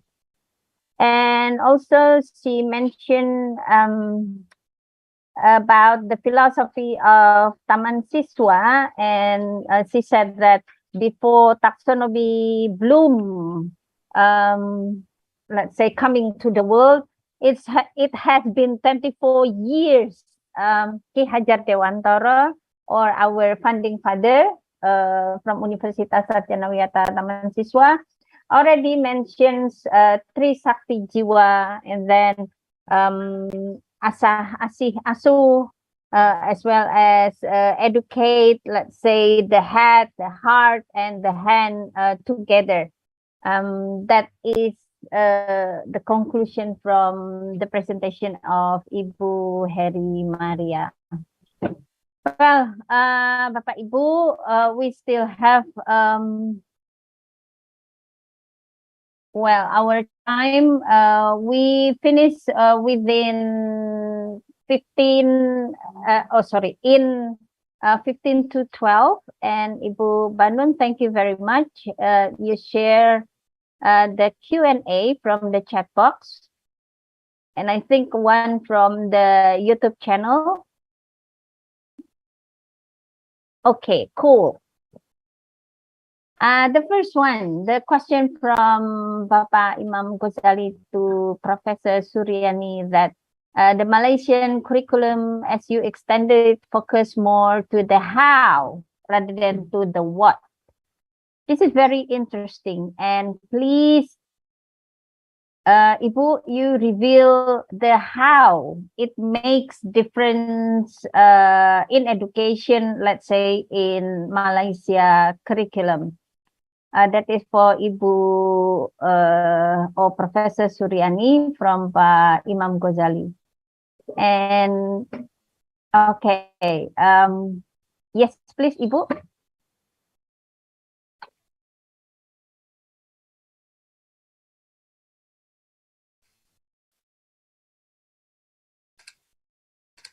Okay, thank you for the question. As I mentioned earlier, that we really want to transform on the how we manage to deliver the curriculum that has been designed under Malaysian National Curriculum, whereby we want to focus on the thematic approach, where I believe that in Indonesia, there is also the same approach that has been implemented in Indonesia as well. But we really want to improve in terms of the delivery approach through the constructions versus instructions. We want to use the construction which is focused on how we want to deliver. And as I mentioned earlier, we will put under the thematic approach, where we choose the special or the specific theme or topic that cover all the entire subject, and it can also be related to the real test, live test or live outside the classroom. Okay, that will give better result in terms of the understanding and also in terms of the thinking, the critical thinking, problem solving, and creativity and communication. As I have give one example during my presentation, like under the topic of heat or fire, it can cover all the subject. Okay, all the subject are not only specific for the certain subject, and integration and multidisciplinary subject or inter-subject based on the theme is much better as compared to the based on the subject per se in every lesson that we teach the student. Okay, I hope this answered the question from Bapak. Is it okay? All right, thank you, Ibu. And I think it also already clear in your explanation that the most important one in this case is that on the theme, right? And under the theme, so we try to embed together the subjects, including also the 21st century skills. And the most important one is that make it interesting. Thank you, Ibu, for the first question. And the next one, Ibu Banun.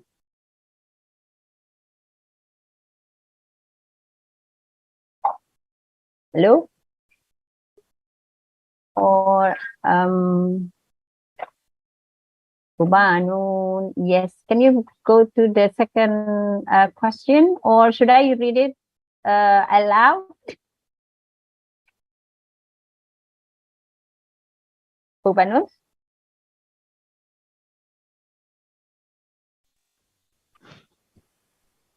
Hello, Bu Banun. Okay.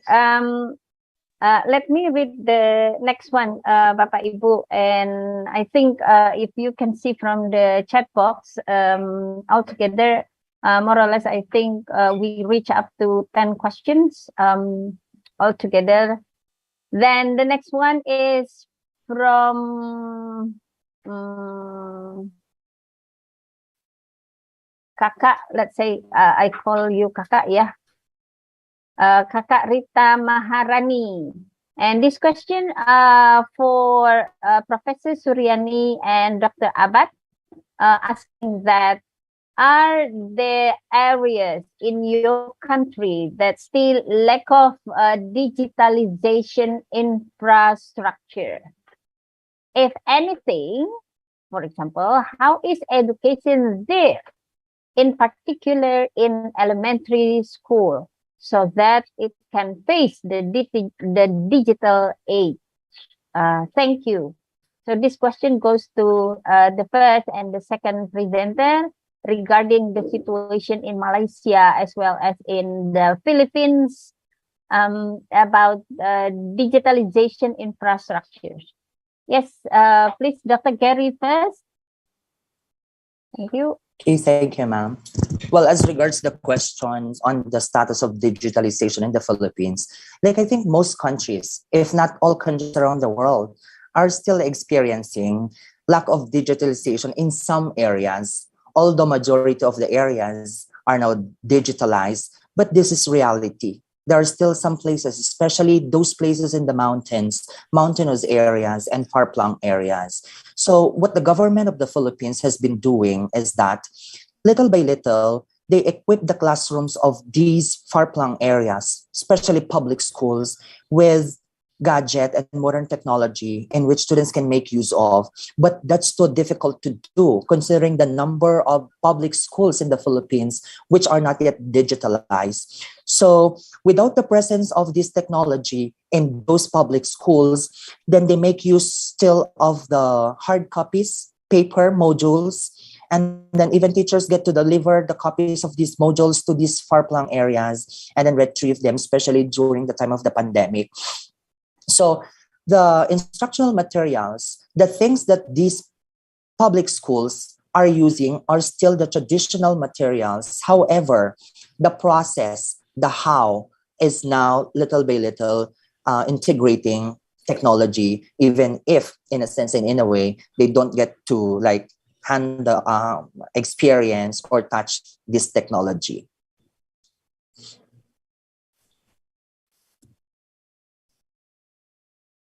So that's for the Philippines. Okay, that's interesting. The portrait, how, let's say, teachers in Philippines try to change the mode, right? Yes. From again, from your explanation, is teacher-centered teaching to a digital one. And Prof. Suriani, please. Yeah, the same goes to Malaysia, where at primary and the secondary school, we are having problem in terms of the computer, the tablet, that most of the students from the moderate income, they don't have those facilities and also equipment. But at the university level, it's much more okay as compared to the secondary and also primary. But what we do is that we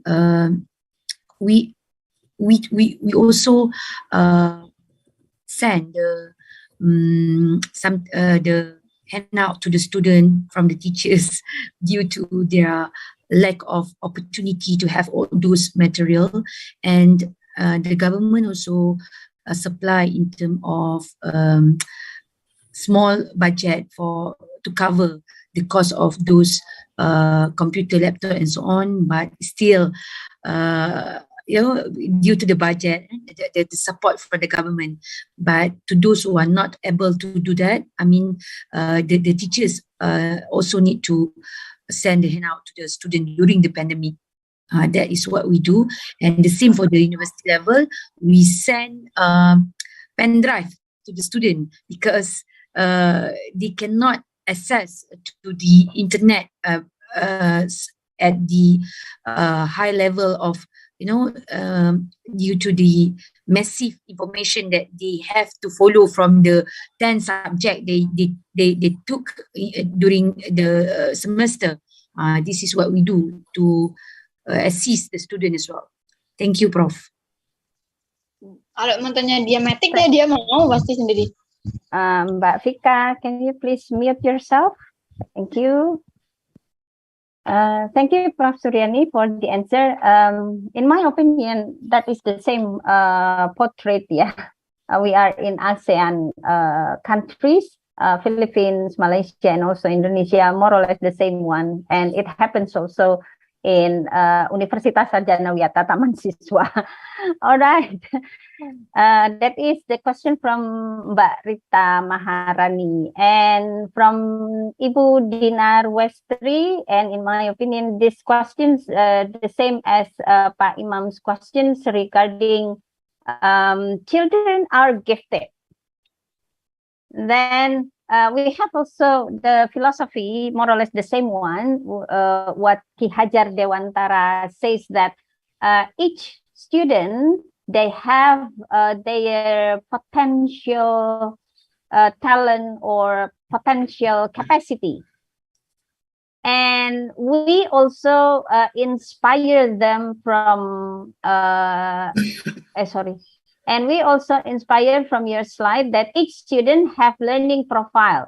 That is the important thing for teacher to understand that the characteristic of each student in your classroom.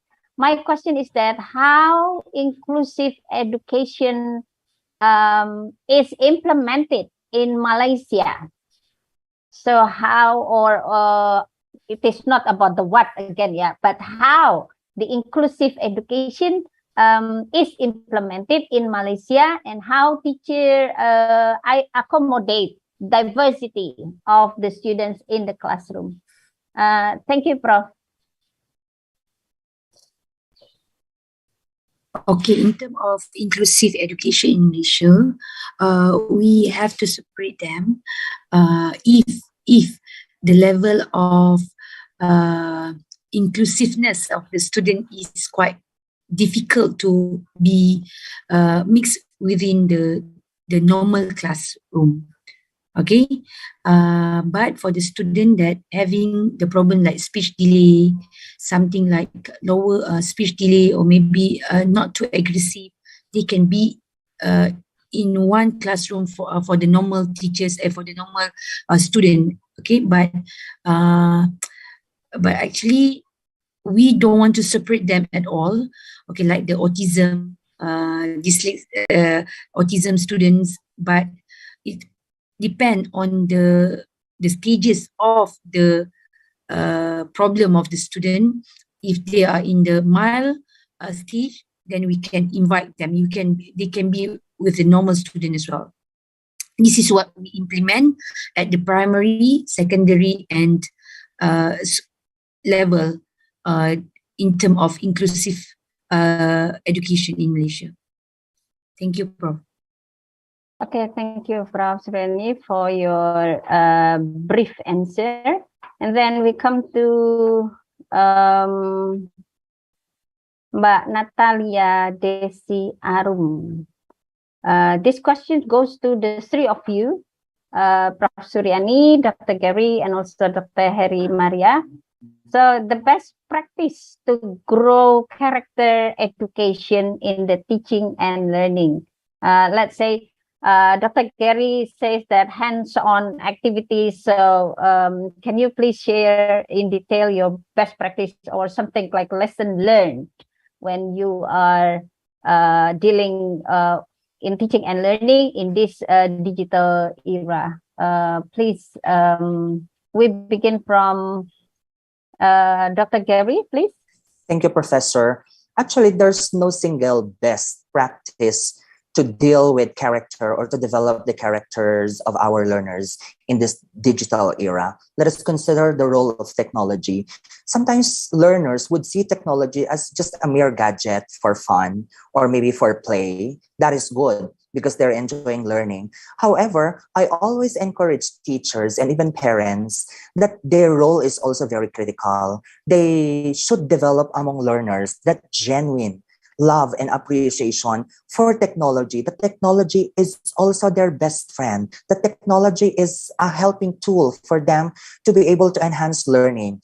And second one is the important role of parents in assisting their children, especially during the pandemic, when children at the laboratory school, for example, in both elementary and high school, we made use of online learning, although sometimes they also do the module, but majority of the times they do online learning. So the role of the parents in assisting and monitoring their children should be there, because we also observe that inside of these students or pupils attending their classes, there would still be some who would make use of technology to do other things. That is why when we talk about character, it's no longer the respect for the teacher during class, but make use of this technology to do other things. So two keywords which I'd like to emphasize here: the collaboration, participation between parents and teachers in guiding their children to make use of technology, so that even if we are in the digital era,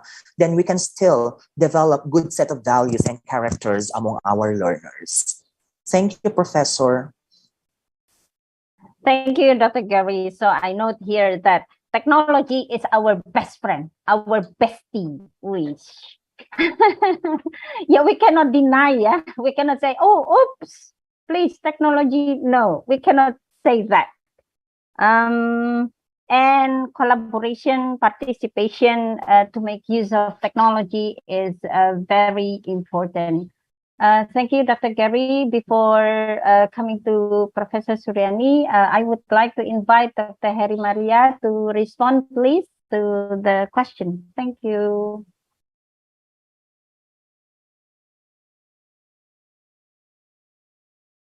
Okay, thank you, Yuyun. Yuyun Natali, the best practice to grow character education in the digital era. In my opinion, start by Ki Hajar Dewantara, regretting lawan sastro ngesi mulyo, begitu ya. Or with our knowledge towards glory are very relevant in this digital era. The hope is that millennial generation education can be more human to human. Don't let education ever make the characteristic not commendable, because there is not a little radicalism for educate people, but might be they forget that the essence of education is humanity. Thank you, Yuyun. Okay, thank you, Dr. Heri Maria. So the essence now is on the humanity. That's the point. Yes. Thank you, Ibu. And we invite Professor Suriani, please. Yes, definitely. We have to focus on the humanity. The same goes at Malaysia as well. We also focus on encourage kindness and consideration, discuss on respect, promote self-esteem, and instill motivation and inspiration. We don't want them only to be just like a robot, okay, only on the knowledge, but not in the ethic, morality, and so on and so forth. We want the ingenious doctors with character, with good character, not only become the ingenious doctor or teachers by profession, but they can internalize the values that they have to carry with themselves. Okay, I just come back from Cambridge and also Oxford for the visit. Okay, there then I can see that they are, even though they are very outstanding university, prestigious university, they have a very good ranking in terms of THP, QS ranking, whatever ranking. They always be number one, but they also emphasize on the humanity, okay, and also on the kindness, respect, and those that related to humanity.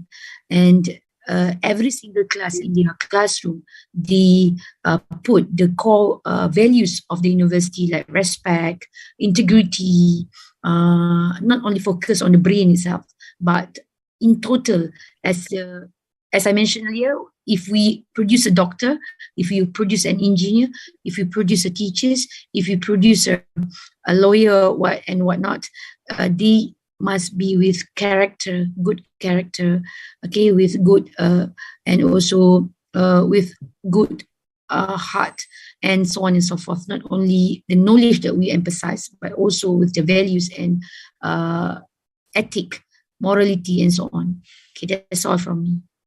Okay, thank you, Prof. So in brief, I can say the akhlak, right? What you just mentioned a couple minutes ago, the akhlak, the values goes to, let's say, character. So we pay attention on the character itself.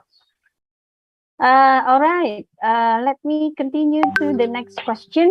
That is from Hadi Jailani.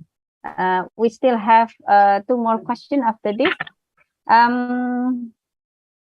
The research result says that, and also Ministry of Education note that the last 18 years, Indonesian numeracy score ability is still low. Educational development has curriculum limitation. In the current discussion, there are 4 learning cluster. I think it goes to Professor Suriani, this question. One of them is numeracy, musicology aspect. Then the question is, how do we integrate these very important components in a relevant or educational method in Malaysia that can be implemented in Indonesia in the classroom, so that the learning mathematics has an impression. Prof. Suriani, time is yours. Okay, thank you. Thank you for the question. Actually, this problem or this issue is not only happen in Indonesia, but also in Malaysia. In terms of the percentage of the literacy and numeracy level of our student is also some sort, we cannot call it's a problem, but it's a challenge for us. No, mainly for the rural area, or because due to the lack of facility sometimes, and also due to the exposure from the parent from the beginning, is also a challenge for the teachers to improve and also to enhance their level of understanding in terms of literacy and numeracy. But at the rural area, I mean at the big town in Malaysia, there's no problem because they are from the parent itself really emphasize on that. But the challenge is more on the rural area of Malaysia, and for the urban one is quite okay. What we do is that we take them, we put them into the special school. We call it boarding school, to ensure that they are not left behind, because we always come to the concept where no one left behind in terms of education, literacy, numeracy, and whatnot. and we take from the people or from the family that is under moderate income, and we put them under the boarding school where it can also help them to focus more on the education because they are from the unfortunate family. This is what we do. And all the scholarship also, we give more towards the people who are not able to, from the moderate family as well. This is what we do in Malaysia to ensure that everybody get a better chance of education. Okay, thank you. Okay, so in this case, how the government support, let's say, the citizens, to learn for all. And then the next question, I think it goes to Dr. Gerry Abad. Let me read that. As we know that during the pandemic, the school system over the world had been already changed, and it becomes remotely using many digital media, and the number of research say that the online learning, it is less of human interaction. It is less students' attitude and achievement, because parents did their children's school tasks, lack of skill in using technology. Even the Indonesian ministry warned about learning loss. Our behavior, the students, let's say, has been already changed because of it. Based on your experience, how to manage this situation to set the healthy digital learner? So the question is about how to create an environment in which healthy digital learner can be created in our teaching and learning. Dr. Gerry, the time is yours. Thank you. Thank you, Professor. So I think everybody experienced this during the pandemic, like problems on less interaction, students' attitude and achievement, and the lack of skill in the using technology. So first, what we did to address less human interaction, this is true because of the digital media that we made use during the pandemic. What we usually do at the laboratory schools of MMSU is that we allot a day not for learning the subject matter, but only for teachers to check on the students. So it's called online, like hi and hello to one another. They get to interact with one another, teachers checking on the students, so that students will be motivated to attend because they will not be like learning this particular subject, but for teachers to check on them and then participate, because we also observe that there is really less participation, especially if students do not know the concepts, bombarded with all of these pieces of information. So we focus on the social and emotional aspect of the learners. And then for less students' attitude and achievement, this is true.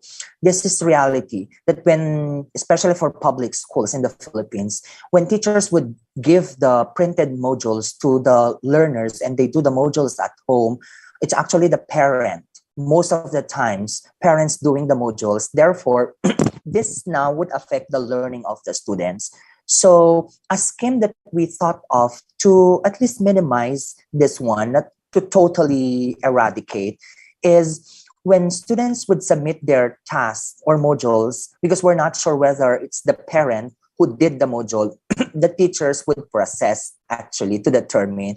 So the, the teacher was scheduled an online meeting with the students. The teachers now have the printed modules, the answered printed modules, and then interact with the students. Like, what's your answer in number one? So what do you think of this? So that we would know also who among our learners are really answering their modules. Then if we would find out as teachers that this student was not the one who answered the module, then we can schedule for a parent-teacher conference to discuss the matter, to our parents. And for the lack of skill in the use of technology, in our university, for example, before the implementation of the use of our learning environment, virtual learning environment, we conducted series of training, not just for teachers, but also for students on the use of the virtual learning environment, and also for our parents so that if parents get to assist their children in using the learning environment, virtual learning environment of our students, at least even if it's just a minimal level, then parents can also assist their children in using this technology. So the reality is we cannot really eradicate all of these problems and challenges, but for as long as little by little we get to deal with them, we get to solve these concerns, then later on we will be able to have a healthy digital learner in our school. Thank you, Professor. All right. Thank you, Dr. Gerry. And I would like to highlight that in this case, what we call, or this one is similar to the philosophy of Tamansiswa, three center of education, center of education, in which, let's say, family, school, and then community, they are all together. And in this case, the practice, or the best practice from Mariano Marcos State University is, let's say, they have also something like a parents workshop, to deal with. So the parents in this case can really learn together with the students.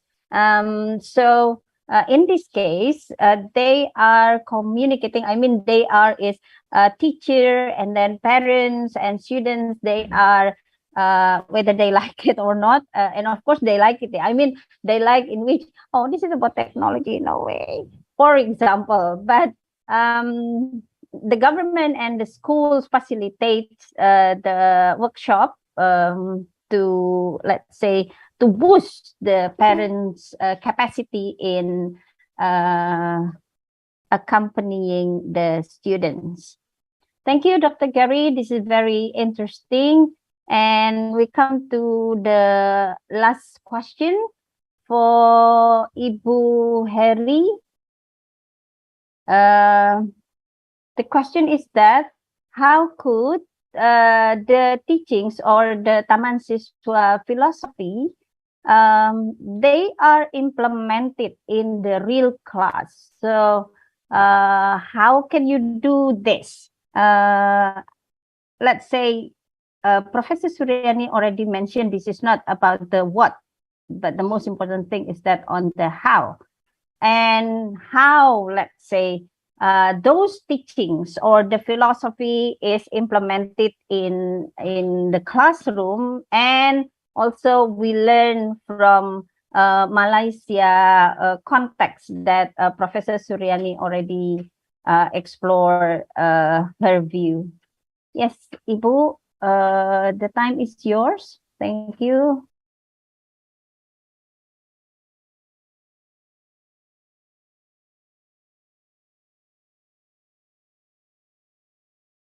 Ibu Heri Maria, are you with me?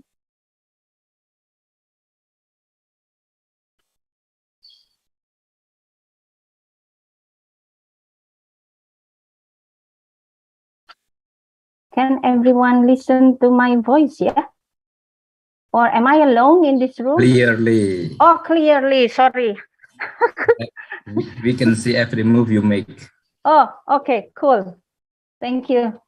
Ibu Heri Maria, can you listen, please, to my reading aloud? Okay, thank you. Okay, thank you. Thank you, Suriani to implement konsepsi hajat Diwandara in the international level.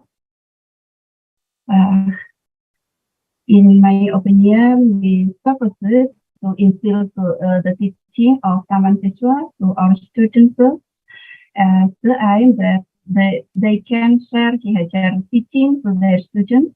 And then the second thing, like we doing on this seminar, we can share the teaching of Tamansiswa to the international level, and we hope that this seminar can share the teaching of Tamansiswa and can be implemented to all teachers in the world. As we have been doing lately of our international seminar, we always attach the teaching of Tamansiswa in its. Thank you. Okay, thank you, Ibu.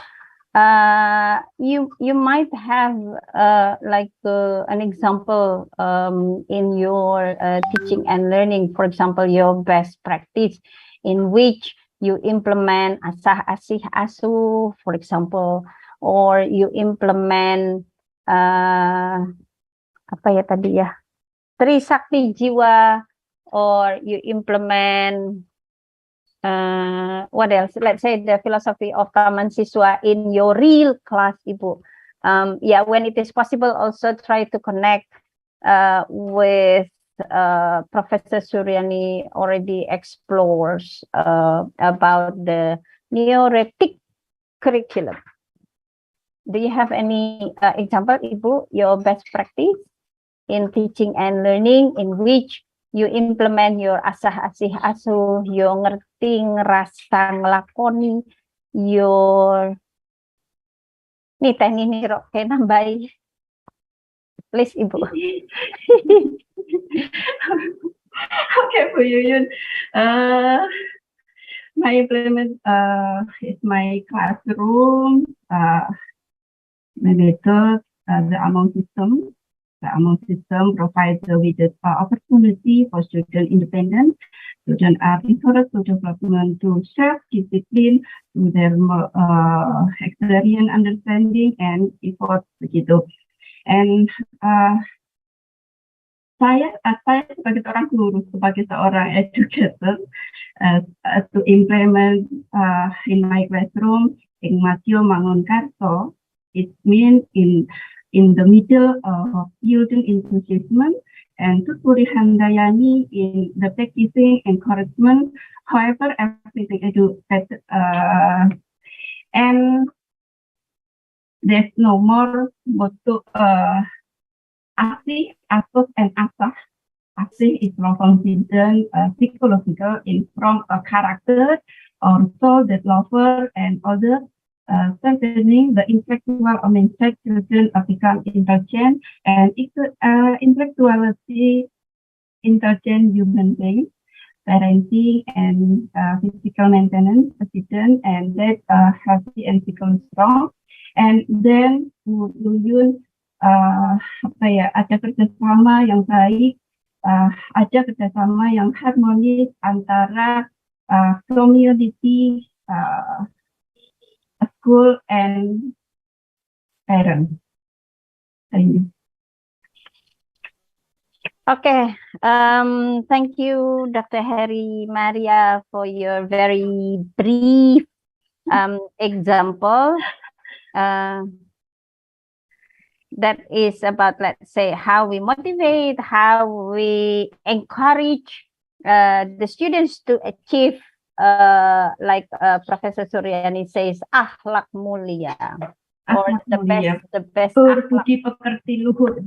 Berbudi pekerti luhur. Yes.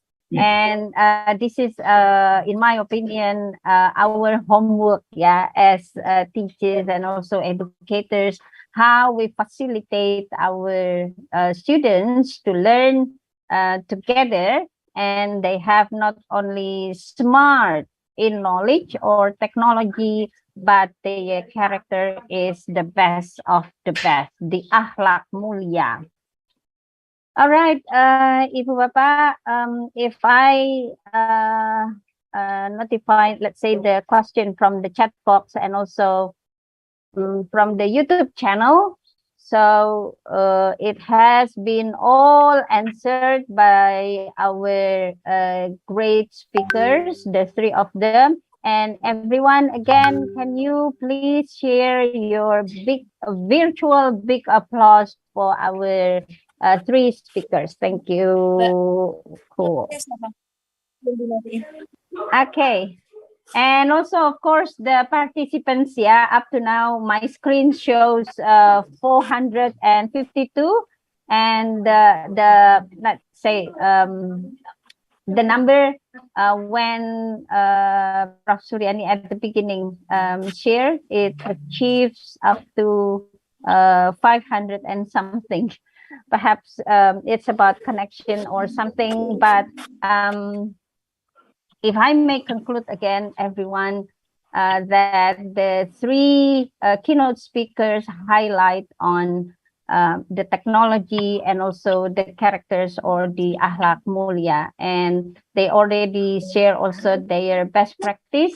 Even from Professor Suriani shares what will be about, let's say, for next year or in 2023 for PGSD or elementary school education in UPSI. Thank you again for the great keynote speakers as well as participants that already been here up to the end of the session. And to me, my apology if I got perhaps misunderstanding or saying something, for example. So from the depth of my heart, please accept my apology, and I would like to give it back to the master of ceremony, that is Ibu Dinar. Thank you very much. Assalamualaikum warahmatullahi wabarakatuh. Thank you. Thank you, Mr. Suriani, Mr. Gerry. Thank you. Ladies and gentlemen, this is the end of our Q&A session. Thanks to all distinguished keynote speakers and moderator. Stepping to the next session, token of appreciation. We would like to hand the token of appreciation. The first certificate will be given to Professor Dr. Suriani Abu Bakar from Universitas Pendidikan Sultan Idris, Malaysia.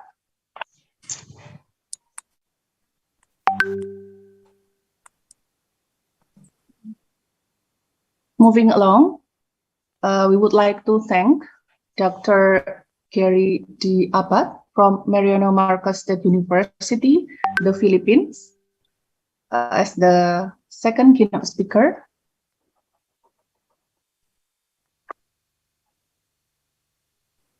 Lastly, we would like to give the certificate to Dr. Heri Zulfiati from Universitas Sarjanawiyata Tamansiswa, Indonesia, as the third keynote speaker.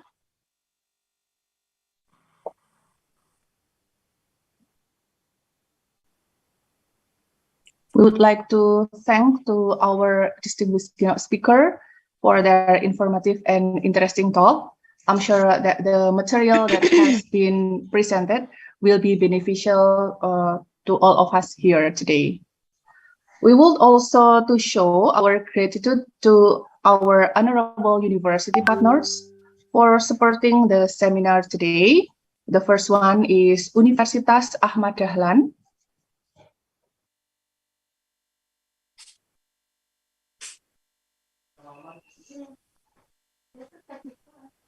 We would like to give the certificate to Dr. Heri Zulfiati from Universitas Sarjanawiyata Tamansiswa, Indonesia.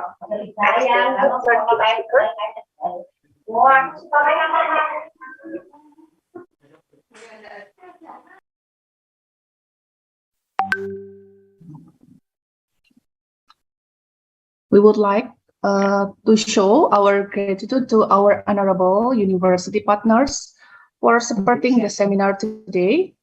The first one is Universitas Ahmad Dahlan.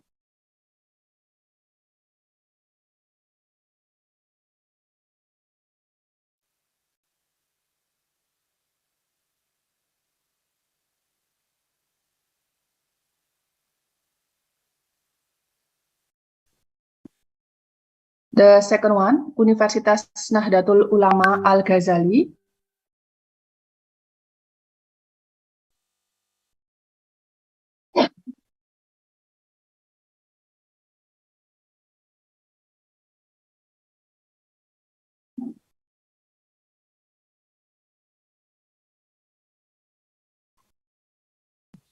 And lastly, Universitas Pancamarga.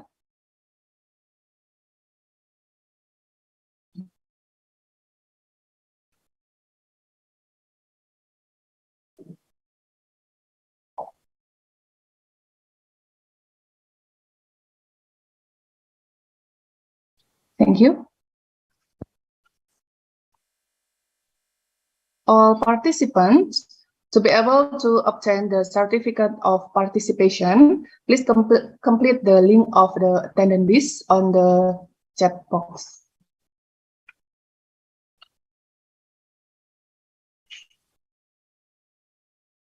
Ladies and gentlemen, our seminar has almost come to an end. However, I would like to remind all presenters to join the breakout rooms. Therefore, we weekly request all presenters to change the name of your Zoom account number into the number of the room as written in the booklet, followed by your name and the institution. To all participants who wish to join the parallel discussion session, you can change the name of your Zoom account using this format: room_participant_your name. And the available rooms are 1 to 5. As the master of ceremony, we would like to thank for your participation and apologize if there were any mistakes or shortcomings. We will meet again soon in the following session, which is parallel session. Have a great day and salam. Salam, thank you Ibu, Bapak Ibu. Terima kasih semua. Thank you.